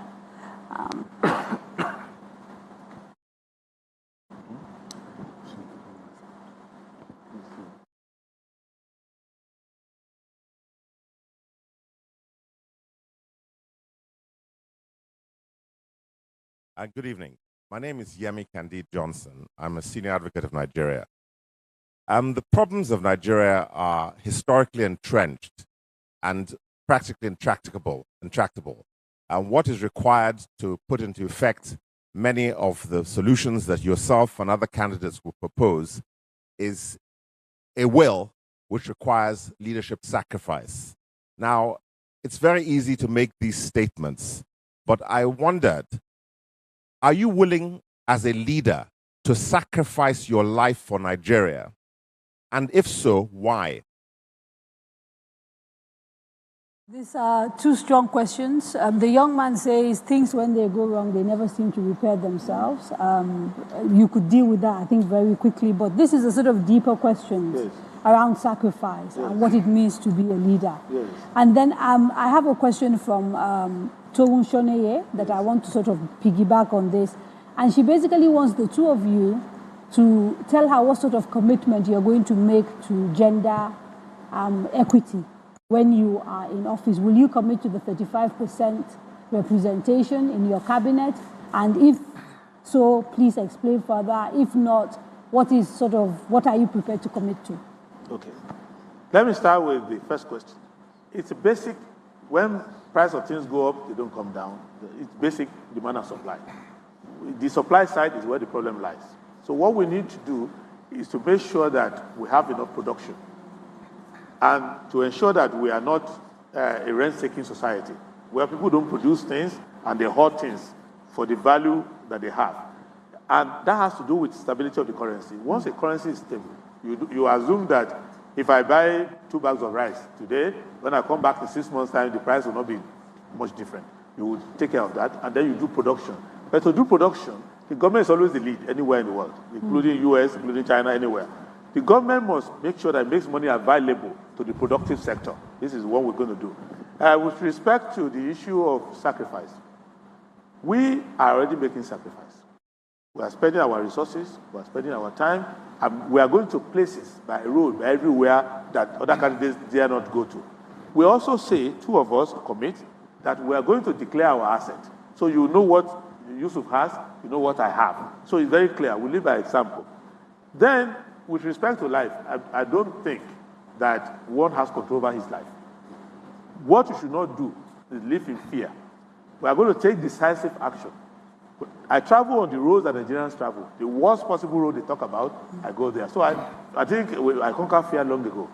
But what I'm going to do is to ensure that when I'm sitting in that office and we are there, 2 of us will not say, oh, this is the right way to go. But what will happen to us? Let us go this way. Okay. It's not going to happen. Before you deal with the gender issue, I want to take a few comments from Twitter. I think we have a few Twitter comments.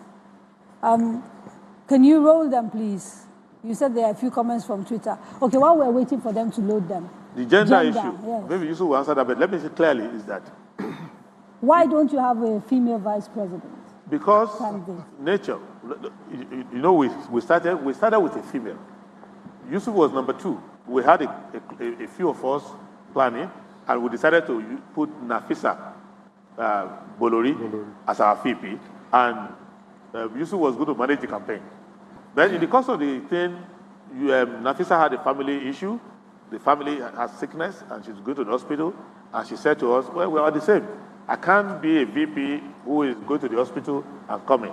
So maybe I should withdraw, and when we withdraw, and we'll have Yusuf. The 4th person in that group happens to be a Yoruba like me, and that's Khadija. We thought, why should we, it will be news all over. But if you have a Yoruba president, let's have a serious conversation around gender and representation. Yeah, so just to answer you that we started with female, and we have majority of our membership are female also.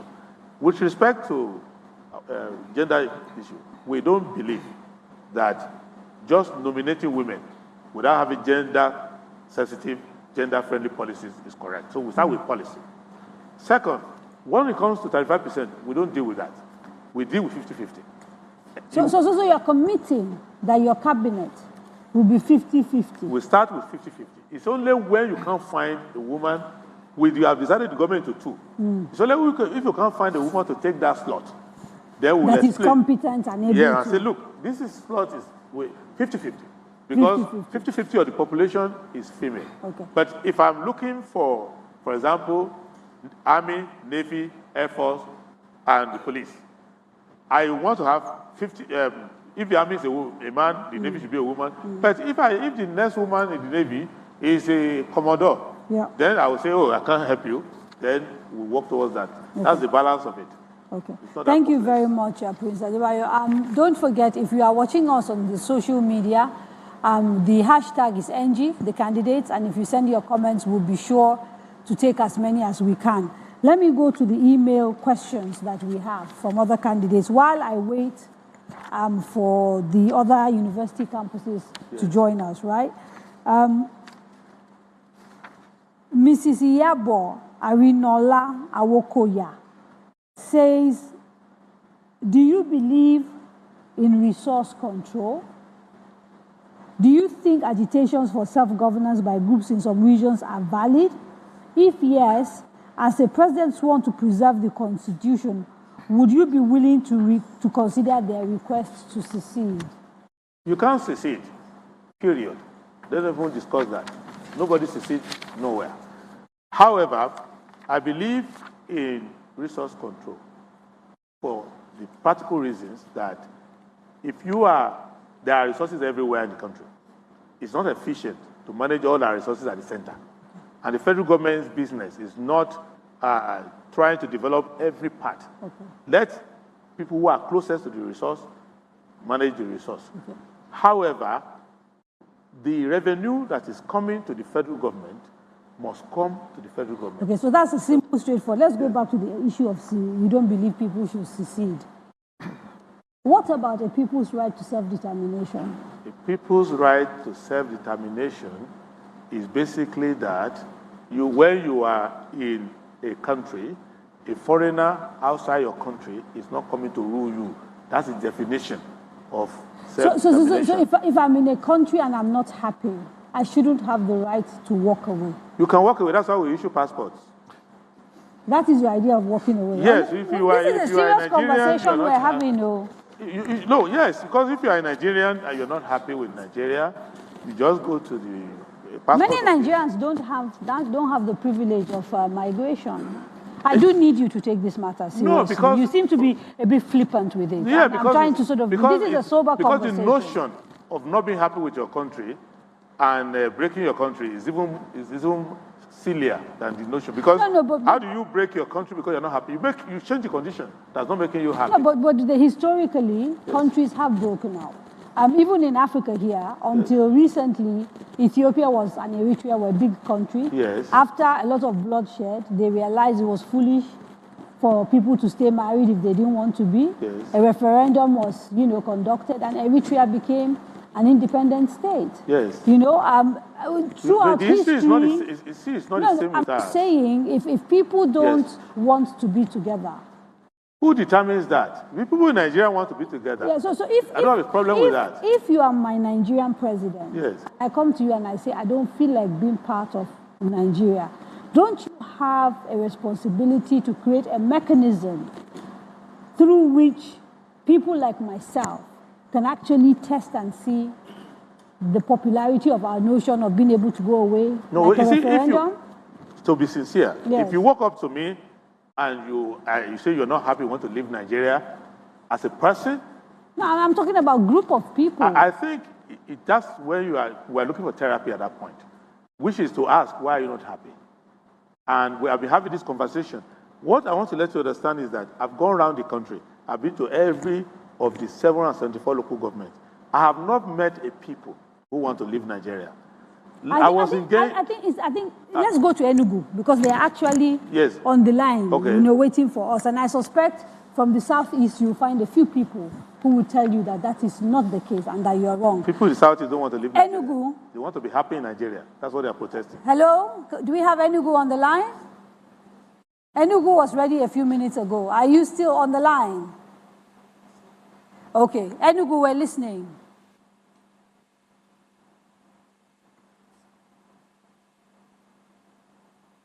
Hello, Enugu? Enugu, please unmute yourself. It seems you're muted. That's why we can't hear you. Kindly unmute yourself. Okay, I don't want to waste time, so we'll come back to Enugu. Good evening from the Coal City. We're here at Coal City University. I am a former Ajumobi, and students here have been very interested in the engagement so far. They have some questions. We'll take two questions from Chimerem and Israel. Chimerem, please, let's hear you. Okay, my name is Chimerem Muma Argenta from the Department of Maths and Computer Science in Coal City University. This is directed to the president or the to-be president of Nigeria. As president, what are the steps, the practical steps or measures that you intend to take or put in place to ensure that the resources gotten from oil companies and others are not stolen and are used appropriately for Nigerians? Thank you. Ifama, do we have a few more questions from Enugu? Yes, we have another one here from Israel. Israel, go ahead. Okay, my name is Israel Chuku. From an article in an interview I read earlier today, you said, I am a social democrat because I care about investing in people. adding that the government's resources must be spent on the left side of the divide. Please, what do you mean by the left side of the divide? And I want you to elaborate more on what you mean by the left side of the divide. Thank you. Okay, any more questions?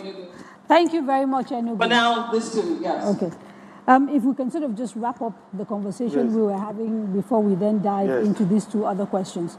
So, you are convinced that the people from the East, what they want is equity? We have heard from two of them now. Nobody wants to secede from there. Well, yeah, so you can see. It's not representative. Yeah, but you can see. Because we can also say to you, you know, we know that IPOB is there. We've seen the troubles in the East as a result of agitation for Biafra.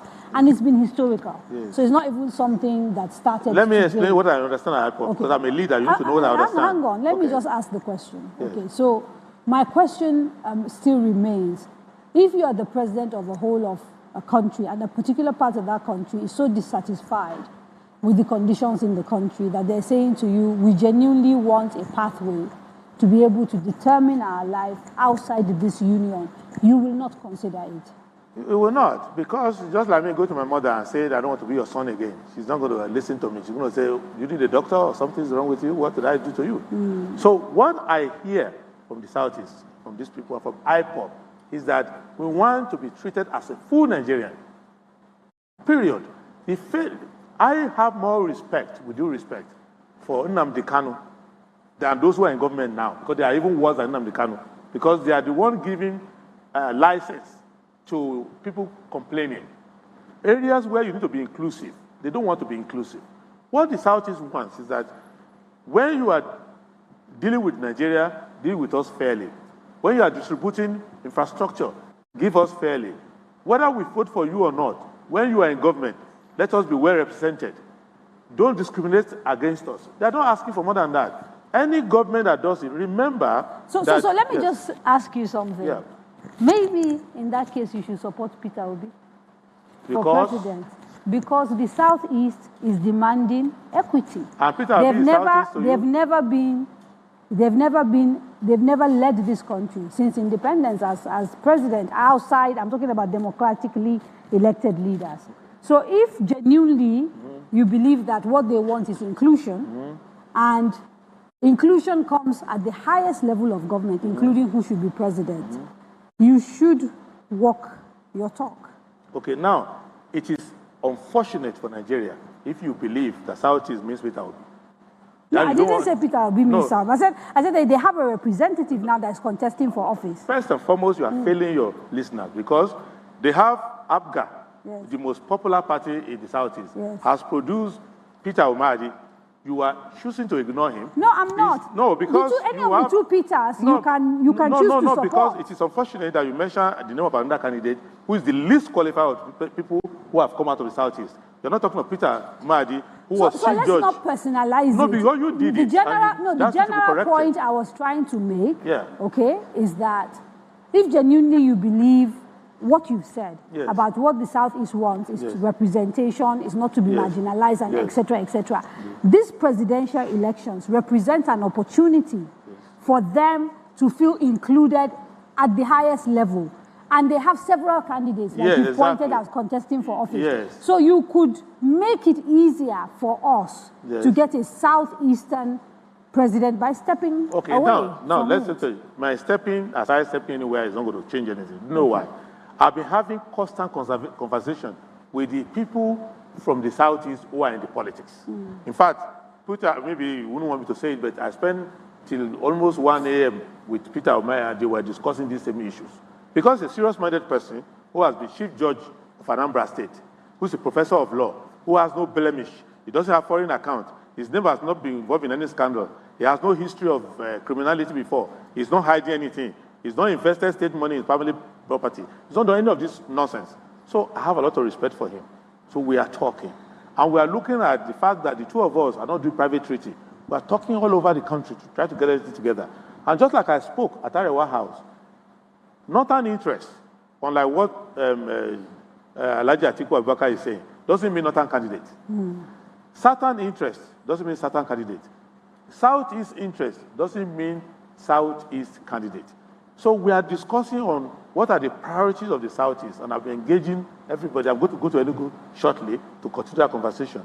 What the people of Southeast want is not you to pick one nominal Igbo man and say he's now there, and it's a person who has a bad history of poor governance with them. They're not going to follow you.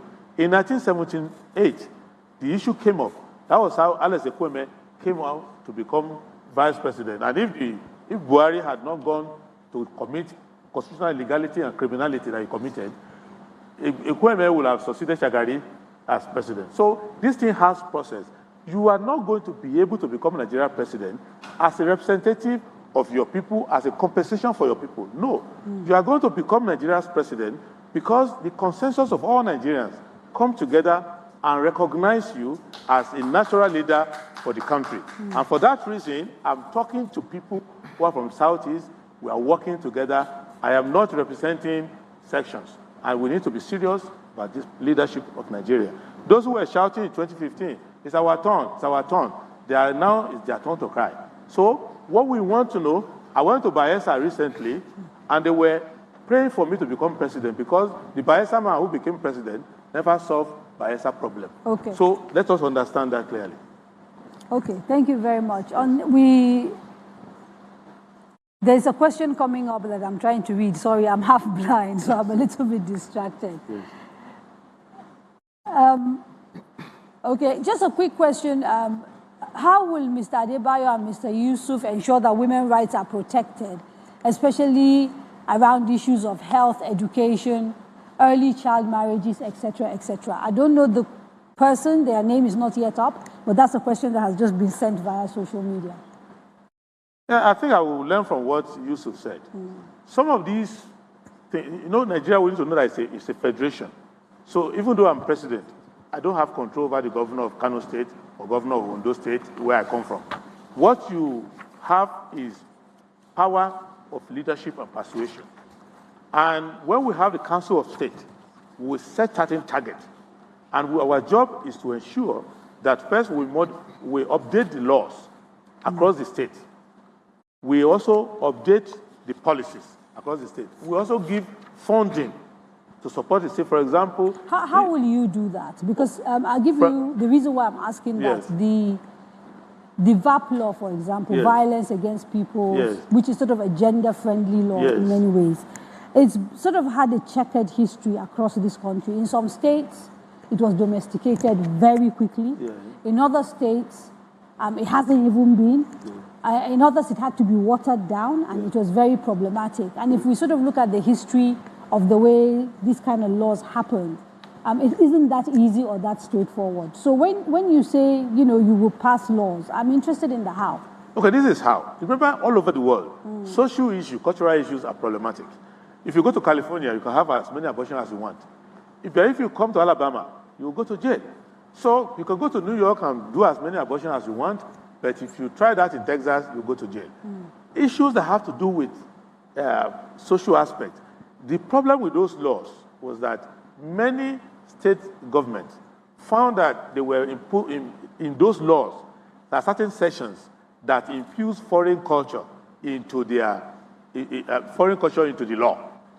And what we need to do, that is their understanding of it. I've listened to state government, I've listened to legislation, they will say, these aspects are against our culture. Now, not that I agree with them, but what I'm saying is that if you create a state, and say Zamfara State, it's a sovereign state. It has its own assembly. So what you can do is persuasion. And the way I'm doing it... I, as a woman, and I'm glad you use Zamfara, because I happen to be from Zamfara. Exactly. And so I, as a woman or a child living in Zamfara, that is not getting an education, which by your earlier assertions should be a right. I'm not getting proper, health care. I am being married off at 11, 12. And your response as my president to the fact that I'm saying to you, how will you protect my rights, is that the men in your state say this is their culture. This is what I do. There are many things the men didn't agree to in the past that they now agree to. My job as a leader, as head of state, is to have communion with the leadership there. The emirs, the council of ulamas, the state government, the House of Assembly members, and to set certain reward and standard. So in this community, if you have zero gender violence issue, this is what we invest in your community. For some, we have to create sanctuaries. So if you're a family and you are living in Zamfara State, and I can come and educate you in another adjoining state while I'm talking to this issue. You remember in America, when it was in the South, the Kennedy government went to the South and said, okay, they are giving you problems. They don't want equal education. You can come to Chicago. You can come to school. So population moved. And I don't believe that there's a state government that can stop you from moving from their territory if you have federally protected areas where your rights have been protected. By the way, you must not forget to answer the questions from Enugu. Yes. But let me take a few from our last location in where are we? In Bayelsa. So let's get from the south, Bayelsa. Are you ready, Bayelsa? Can you hear us? Yeah, we can hear you very well. Thank you so much, Kadaria, for the opportunity. Bayelsa, are you ready? I was told you're ready. Can you hear us? Yes, I can hear you very well. Can you hear me? There seems to be a slight delay.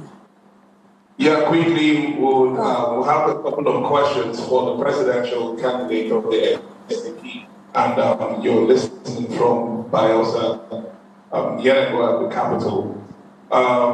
Would like to call on the first person, who is Engineer Chima, to come quickly and ask us questions.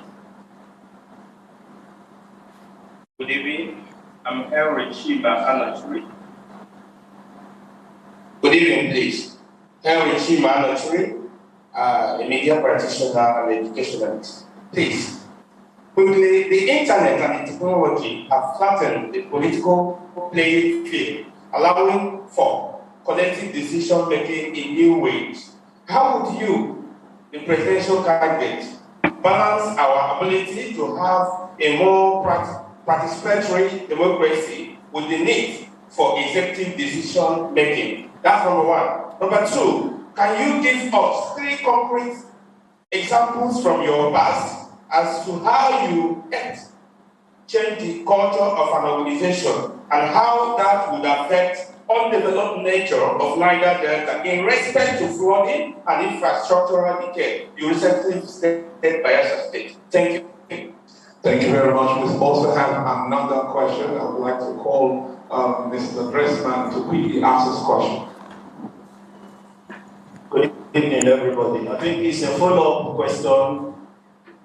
And the question is, the Niger Delta area is seen as a region that lays the golden egg. But the development of the Niger Delta area is not commensurate with the fund that is going out of the Niger Delta area, because I know that the 13% reservation that is coming into the area cannot assist the developmental needs of the region. If eventually Nigerians have this confidence and you become the president of this country, how will you, through legislation, review the 13% reservation and bring practical development to the Niger Delta area? Thank you. Thank you very much. If I could ask you in asking, thank you very much. Oh, you have another question, Bayelsa? Okay. Thank you very much. In asking those, answering those questions, bearing in mind we are almost running out of time, could you leave the questions regarding your experience last? Because I want to piggyback off it to wrap up the show. Okay. Yes. Okay. And by the way, we don't hear much about from Mallam Yusuf's, He's a thinker, I'm a talker. Yeah, right, okay. But you can put in anytime you want. Yeah. No, but the issue is this. Let's start with derivation. The 13%, with due respect, is nonsensical. It's just like a palliative. It doesn't make sense. We go back to what we agreed upon in 1959 at Lancaster House, 50-50. If you have any resource in your community, you control 50% of it, you pay the 50% back to the center. It's fair to us because every part of this country has enough resources that you can treat that way. So nobody starts to suspect the other. Let's do it that way. I'm okay with that. With respect to Enugu, I think there are 2 questions from Enugu. Yeah, but except I know I don't want to die, but to do that, you will need the National Assembly. And even the recent amendments that they've tried to pass, you can see that they've hit bottlenecks because, you know, that sort of comprehensive amendment requires the states to also endorse. And we've seen areas where, for example, the state houses of assembly are at odds with the National Assembly, and that hasn't happened. So I'm you don't very, need to amend the Constitution. There's a lot of things that you kind of say you want to do that require consensus, and I'm not quite clear how we're getting that. First, you don't need constitutional amendment. You need the National Assembly. Yeah, National Assembly, no problem. Yes. What I just gave an example of the problems of constitutional amendment. Yes, you see, that's why leadership is there. It is not a Niger Delta program. It's a national program. Everybody is facing the same thing. Zamfara is facing that with gold, Osun with gold, lithium in Niger State, in FCT. For example, the people in Abuja, how did they lose all their land? And we became land speculators. The Buhari people won their land. So all of that, we do a comprehensive justice-based approach across the country. So everybody is taking 50% of what is on their side. So it's very clear. So it's not one-sided. There's no poor part of Nigeria. It's just that some assets are legacy assets because they've invested in the past. Some are greenfield. So for example, look at Kogi, for example. They are struggling with a private company that is behaving like an alternative government there. I just want to give them their right. So the Kogi people will vote for it. I'm not ready to be sued. We don't know that that is the fact of that particular case. That's a fact. No, please, let's not get it there. I'm listening to both sides. They have the money to take me to court. So yeah, but if you are going, with libel. No, if you are going to talk politics, you have to know that the person who's going to lead Nigeria has to live with truth and justice. Whether somebody is unhappy or not, that's their cup of tea. So the issue is that every part of Nigeria wants to develop. The governors don't want to be useless governors and just paying salaries. They want to develop domestically. A lot of people overseas who are in the diaspora wants to go back to their community and develop their community, but they don't want to have to land in Abuja first to get permit. So this is basically, for example, when I came with the floating solar, many states government want to do it with me, but my problem is I have to go to Abuja first, at the Ministry of Power, and go and get permission and never comes out. So in conclusion, we will do these things. I want to know the issue with respect to Enugu. The resources of this country are firmly controlled by the president. So anytime your money is missing, the president has stolen it. Don't let them deceive you. Either the president steals directly or he closes his eyes and allow people to steal it so that I can say I'm a clean man. But he's receiving the stolen good by himself. So you will have in me. You're basically saying the buck stops with him. The buck stops with the president, the stealing stops with the president, the fraud stops with the president, everything that is wrong stops with him. So it's clear. So, and nobody gets appointed. This gentleman, as qualified as he is, he wouldn't be here if I didn't appoint him. So I take responsibility right from there. The same thing with my campaign, the same thing with people who serve with me in government. Elect somebody who is responsible, morally, ethically, professionally, and who can own up to what is wrong. No blaming somebody in the past or say, I don't know. So this is what I'm going to do. You can be sure that your resources will be taken care of. Not only that, we have the competence to know when something is wrong. So here is where I have to, because I've got just a few minutes to go and I must wrap this program. Part of the problem or the criticism I've seen of you and your running mate is that you don't seem to have the requisite experience, track record to run for public office and to run an administrative office of the complexity of a Nigerian president. Your lack of experience, people believe, will be basically your Achilles heel. Because in fact, some people have spoken to say to me, you can tell they don't have experience because of the way they are talking and how they make it, they think it's easy to just do the things that many people say they will do those things, but they don't have experience. What is your response to that?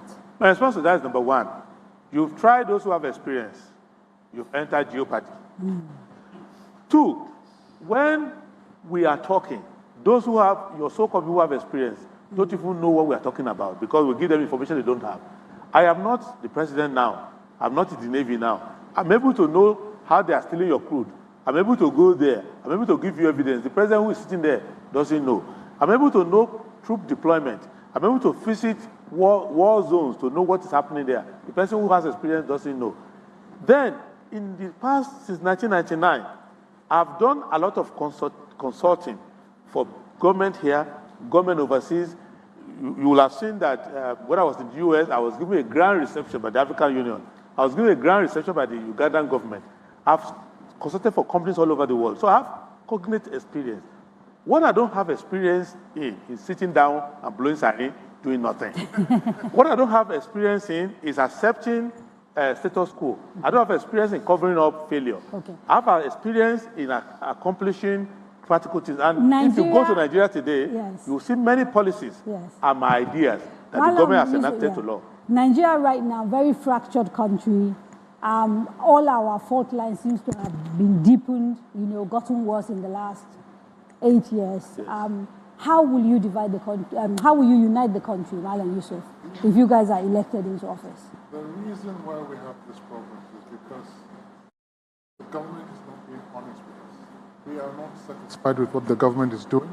There's a lot of poverty all over the place. Like you mentioned, people are not happy. People are jabbering all over the place. So really, what we need to do is just be honest with ourselves and do the right thing. That is all. Do the right thing, be honest, ensure that whatever resources we have with us, we use it judiciously for the Nigerian people. That is it. Once you're able to do that, Nigerian people are happy, you're not going to have all these problems. So you think our problems of unity are about access to resources and being able to live well as a Nigerian? Our problem... That kind of dismisses the fact that even post-independence, we've had issues. Our problem of unity is our problem of politics. The Nigerian people, when they are interacting among themselves, are united. When I went to marry my wife, I went to a place I've not been before.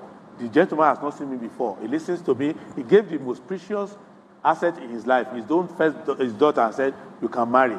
How much trust do you want in that? When the elite are stealing money, have you not been seeing EFCC charge sheet?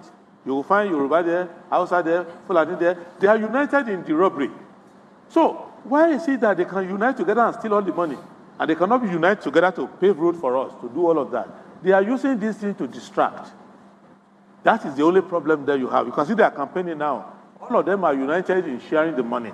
So it's only when they are in government and they have a little problem, they will say, they are not giving me because I'm Fulani, they are not giving me because I'm Yoruba. They're using that one to distract you. Are you not seeing Nigerian elite? Their children wed each other. One governor of Kano will give his daughter to the governor of Oyo State. What more unity do you want? They're only trying to distract you with their so-called division. The thing is that the only thing I want to unite in Nigeria today, I want to unite Nigerian people with their resources, which are in the hand of the elite. Thank you very much, Prince Adebayo and Mallam Yusuf Buhari, for joining us on the first edition of the candidates. Sadly, we've run out of time, so we can't take it, much further. But I'm sure Nigerians will continue to talk, and certainly the campuses where this conversation, is going to take place, they are going ahead to record town halls now reacting to your appearance, which we will share, with the general public at the end of this series. So this is the first in the series of 6. Tomorrow, I sit down with the candidates of the AAC. And that's it. Mr. Ashore and Mallam Magashi of the AAC will join us. And again, at 6:30 p.m., there will be the Pundit Show, where we will look at those candidates ahead of the conversation. Enjoy the rest of your evening. Bye-bye.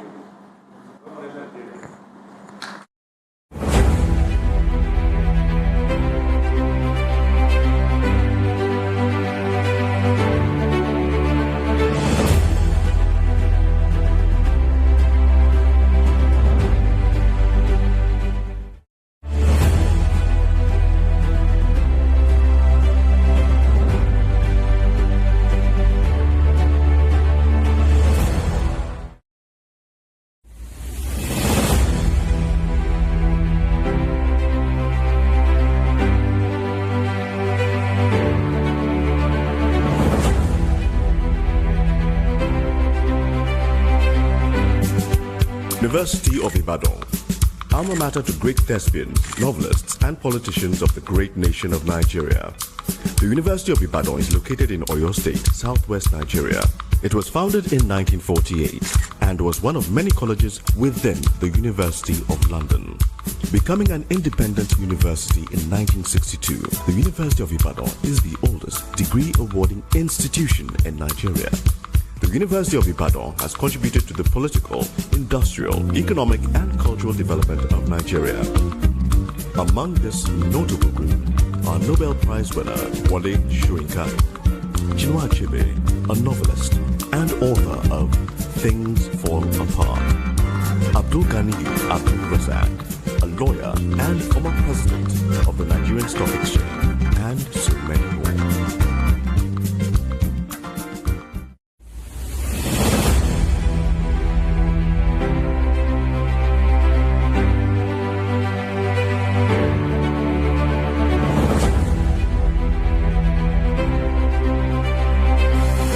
Bayelsa is an oil-producing state in the south-south region of Nigeria.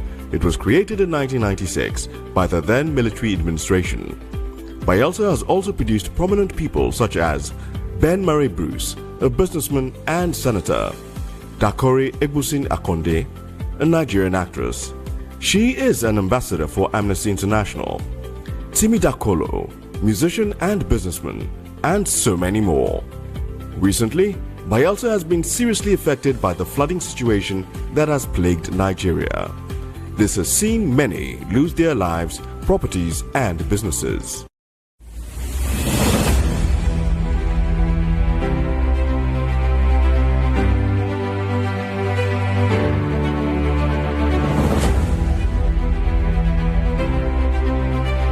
University of Abuja.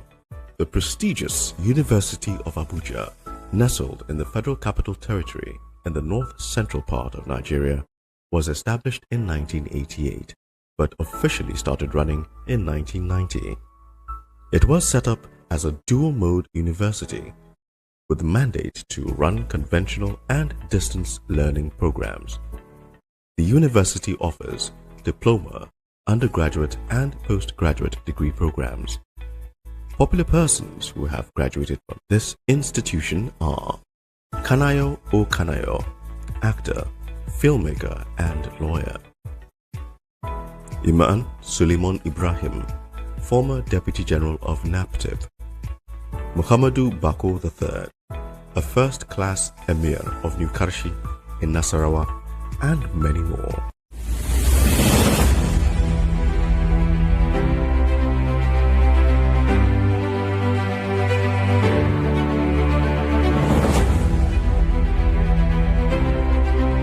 The University of Port Harcourt. The University of Port Harcourt is located in Chuba, in River State, in the south-south geopolitical zone of Nigeria. It was established in 1975, but was given university status in 1977. The University of Port Harcourt was ranked the 6th in Africa and the 1st in Nigeria by Times Higher Education in 2015. This university has graduated several notable Nigerians who are spread across several industries. Some of these people are Rita Dominic, actress; Alex Oti, former managing director of Diamond Bank; and Rotimi Amici, a former governor of River State. As it continues to run, it has promised to continue churning out great students year in and year out.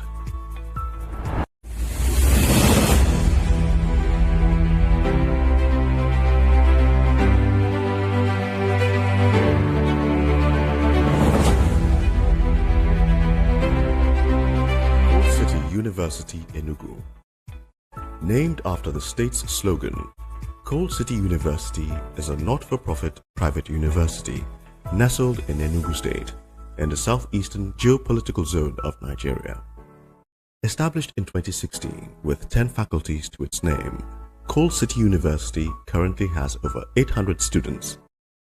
The university prides itself on offering an excellent learning experience for students, informed by up-to-date research and facilitated by a high-quality learning environment with multimedia classrooms, ultra-modern laboratories, and a modern library.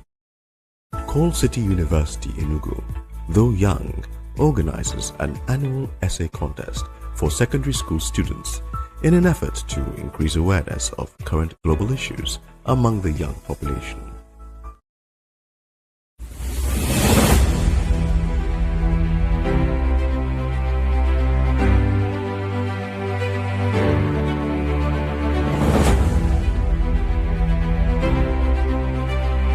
The University of Maiduguri, popularly known as UNIMAID, a university located in Maiduguri, the capital of Borno State, nestled in the northeastern part of Nigeria, created in 1975 by the federal government of Nigeria. UNIMAID enrolls about 25,000 students across all programs. This prestigious university has seen notable persons such as Bala Mohammed, a renowned minister and senator, Yemisi Akinbobola, a renowned journalist, Ahmed Lawan, the president of the Nigerian Senate, and so many other notable names.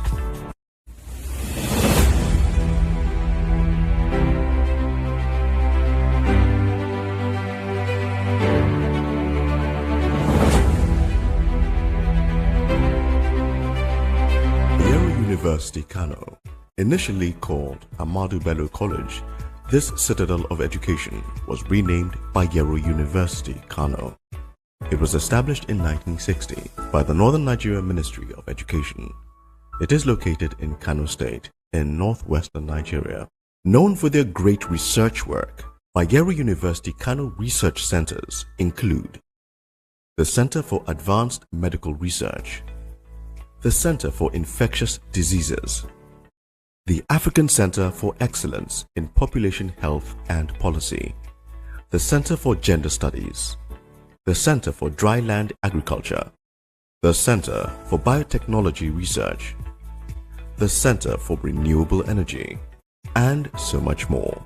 Notable alumni of the university include Ahmed Adamu, petroleum economist and lecturer, Moses Ochonu, historian and author, Ahmad Sani Yerima of Zamfara State, and so many more.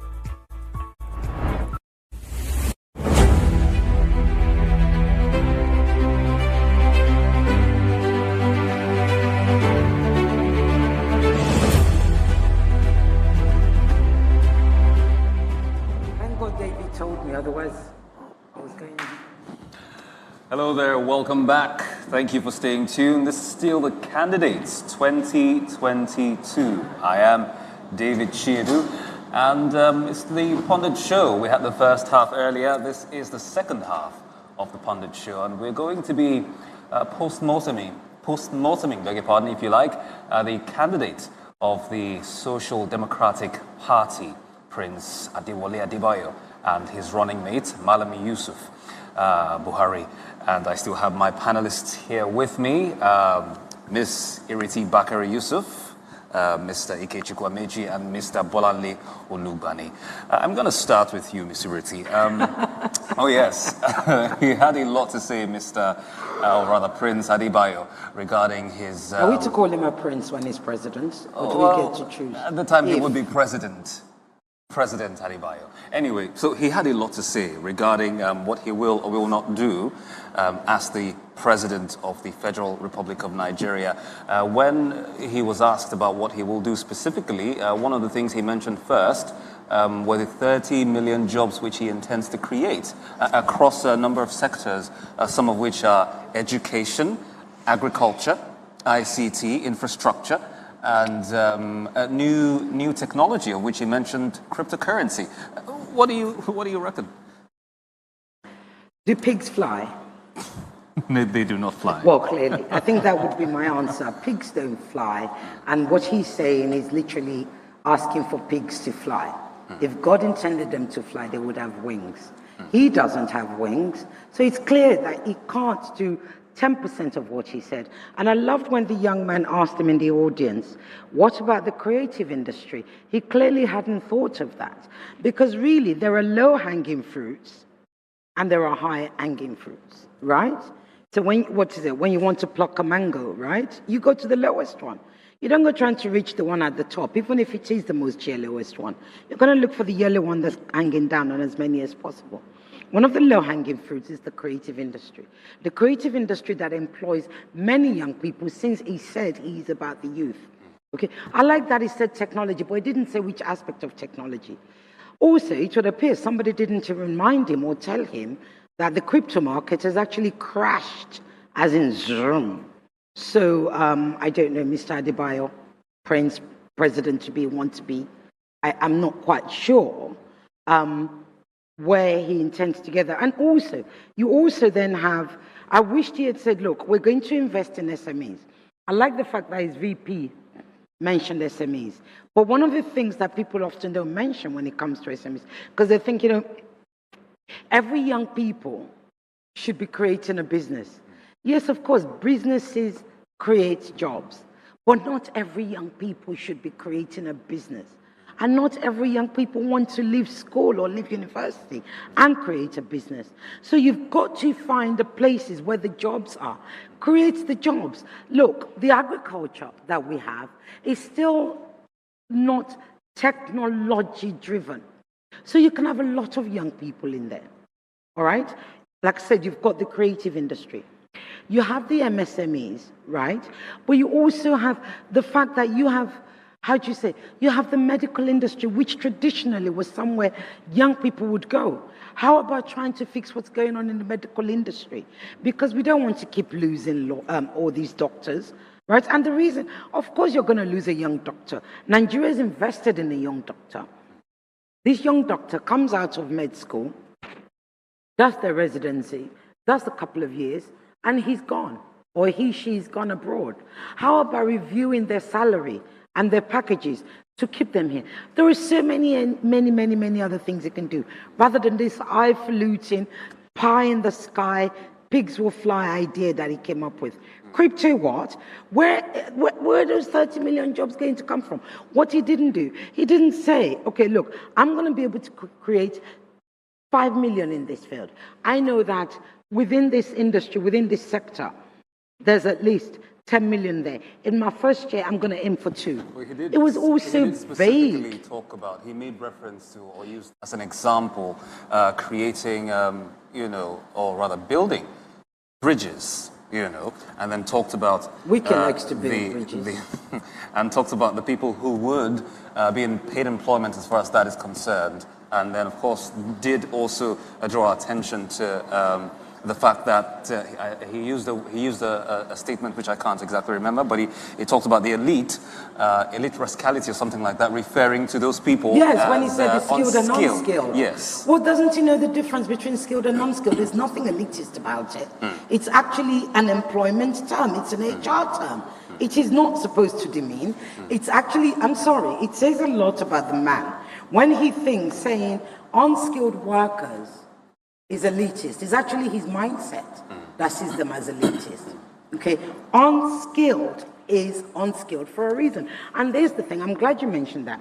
So when you look at people like carpenters and electricians and plumbers and artisans and stuff, when you look at those kind of people, there's so much training that needs to happen there. And there's also a lot of money that could be made there. How about creating technology colleges where they can go to? Abroad, a carpenter is rich. Nobody looks at them like, oh, they're not part of the elite. Actually, they are. Okay, a plumber. You call a plumber abroad, it costs you an arm and a leg. So how about actually investing in those skills? Okay, we'll come back to you. Mr. Michi, let me get your thoughts on this one.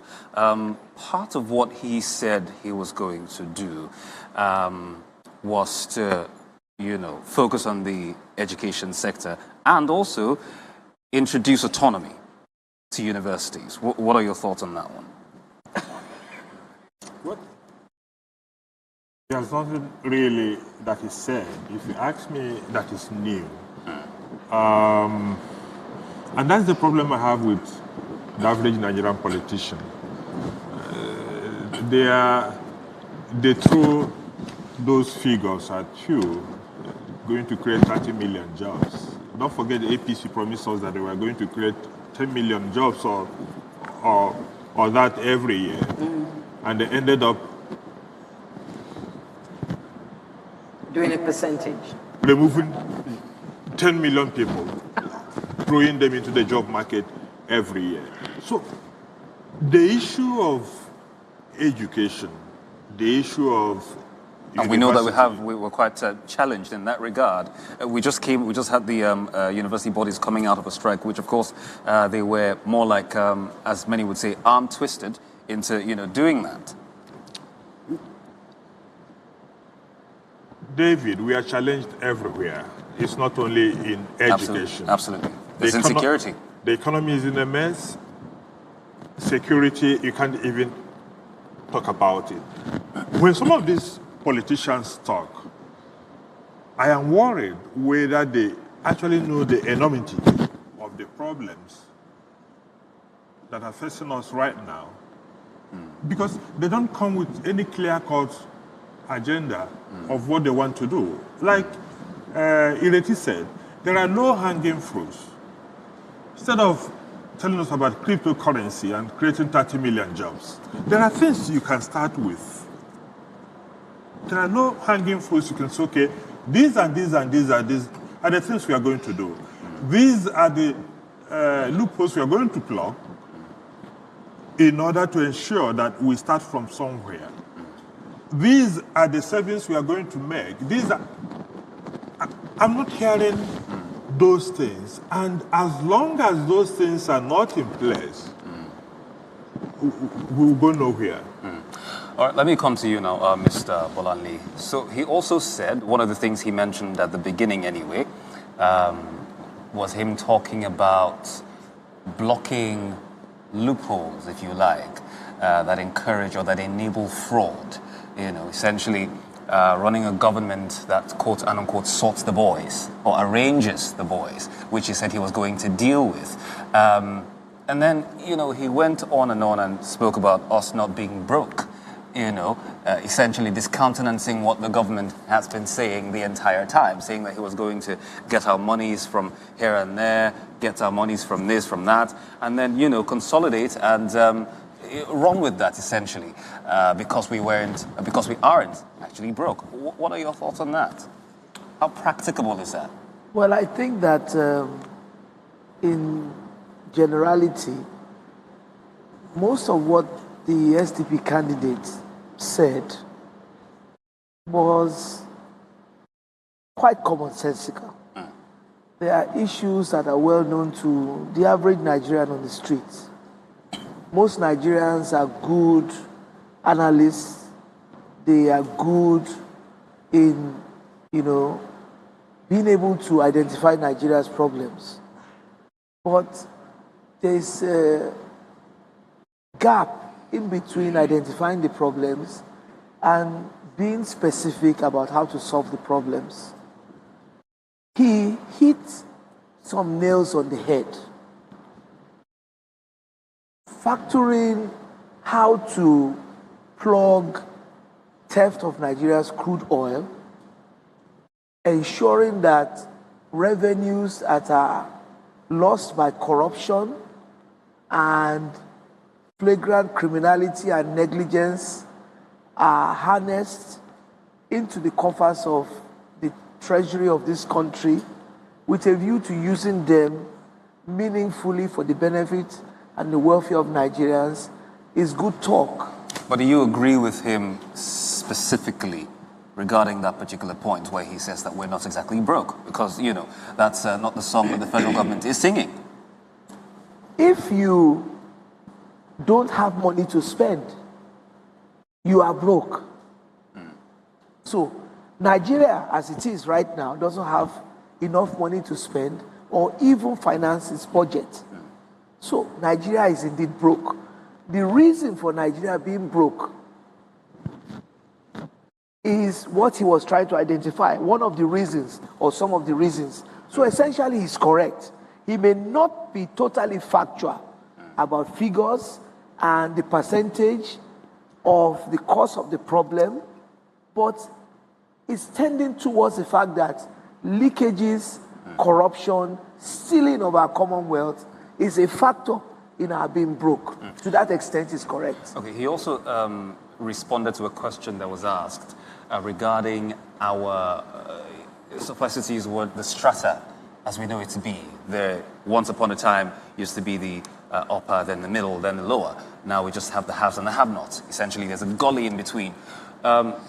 Is there a chance, based off of what he said, that we could have that restored, if you like, or we can see that again as we once knew it to be? He didn't give any practical solutions to bringing back the middle class, if that's what you're asking. He was short on specifics about how to bring back the middle class. Nigeria is still largely the privileged and the underprivileged. There is, if at all, any semblance of a middle class, it's a lower middle class. It's a middle class tending towards the poor. It's not really a middle class. So he's short on specifics about how to bring back the middle class and how to ensure that our society goes back to being the way it was, years gone by. He's short on specifics.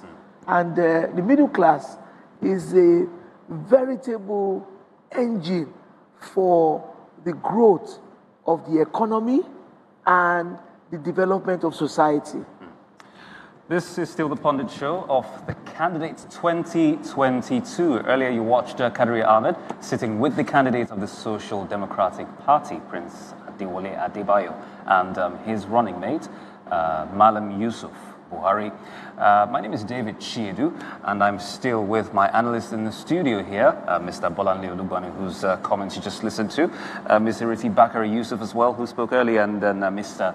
Ikechukwu Amechi. Ms. Iriti, let me come back to you. So, off of the back of everything Mr. Adebayo spoke about or said regarding what he will do if he becomes Nigeria's president come 2023, and off of the strength of his campaign, his team, his ethos, philosophy, what he stands for in general, and if you like, history of the party.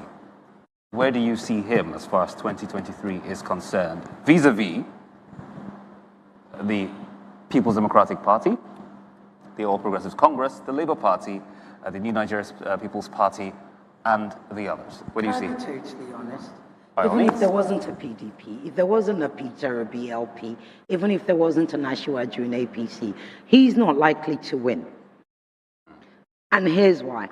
He will not be able to piggyback off the SDP, Abiola's SDP. Certainly not. We cannot compare them. Well, he certainly didn't marry many wives, like you said earlier, and he didn't go around building mosques and churches. If that's a way to win votes, he certainly hasn't done that. Look, here we have somebody who is a new entrant into the political space, and I think kudos to him. But let's calm down, because like I said, the head of ASU is likely to win over him. It is clear. And he is incorrect when he says Nigeria is not broke. Let's not be nice about this thing. If the truth needs to be said, it needs to be said. He was wrong. Nigeria is broke. Broke is a recession. We are literally in a recession. When you have 3 failed quarters, that is, you have not met your revenue. Am I wrong? Then you're in a recession. So what are we talking about? What does it mean? Nigeria is not broke. He needs what the man isn't doing, and I understand where that comes from. He forgets to separate the issues with having geriatrics wanting to rule us again versus him, who is relatively young. He only just turned 50 this January, right? So he forgets to separate those facts from the actual fact, because I keep saying to people, several truths exist, okay? Several. What Amici said earlier, APC promised us several jobs. Instead, they ended up getting rid of several people rather than creating jobs, right? So let me let you talk to my brother, because I think we're running out of time. But no, he's not going to win. All right, That's in a few seconds, Mr. Amici. He spoke about, when he was asked by Kadaria about some portions, if you like, of the country who are agitating for self-determination and, could possibly want to break out of the country. He was a bit, cagey. Could you react to that and, the general perception of that particular, thinking in a few seconds, please? The only way to deal with that issue is justice, equity, and fair play. I'm from the Southeast, and of course, when we are talking about agitation for secession, what comes to mind is Southeast, and of course, what IPOB is doing. But I can tell you that the reason why this thing has come to the fore now is because of the feeling of alienation. If you don't alienate people, if you bring everybody to the table, it is not likely to be so. So if he tells us what he's going to do to run an inclusive government, it will make it better. All right. Thank you, gentlemen and lady. Mr. Mechi Ikechukwu, thank you very much. Mr. Bakar Yusuf, thank you very much. And Mr. Bolande Olubani, many thanks for joining us on the Pundit Show of the Candidates 2022. Today, of course, beaming the spotlight on the Social Democratic Party's candidate, Prince Adewole Adebayo, and his running mate, Mallam Yusuf Buhari. My name is David Chiedu. Thank you for joining us again. We will continue this tomorrow, right here at the venue, Terra Culture. Do stay tuned.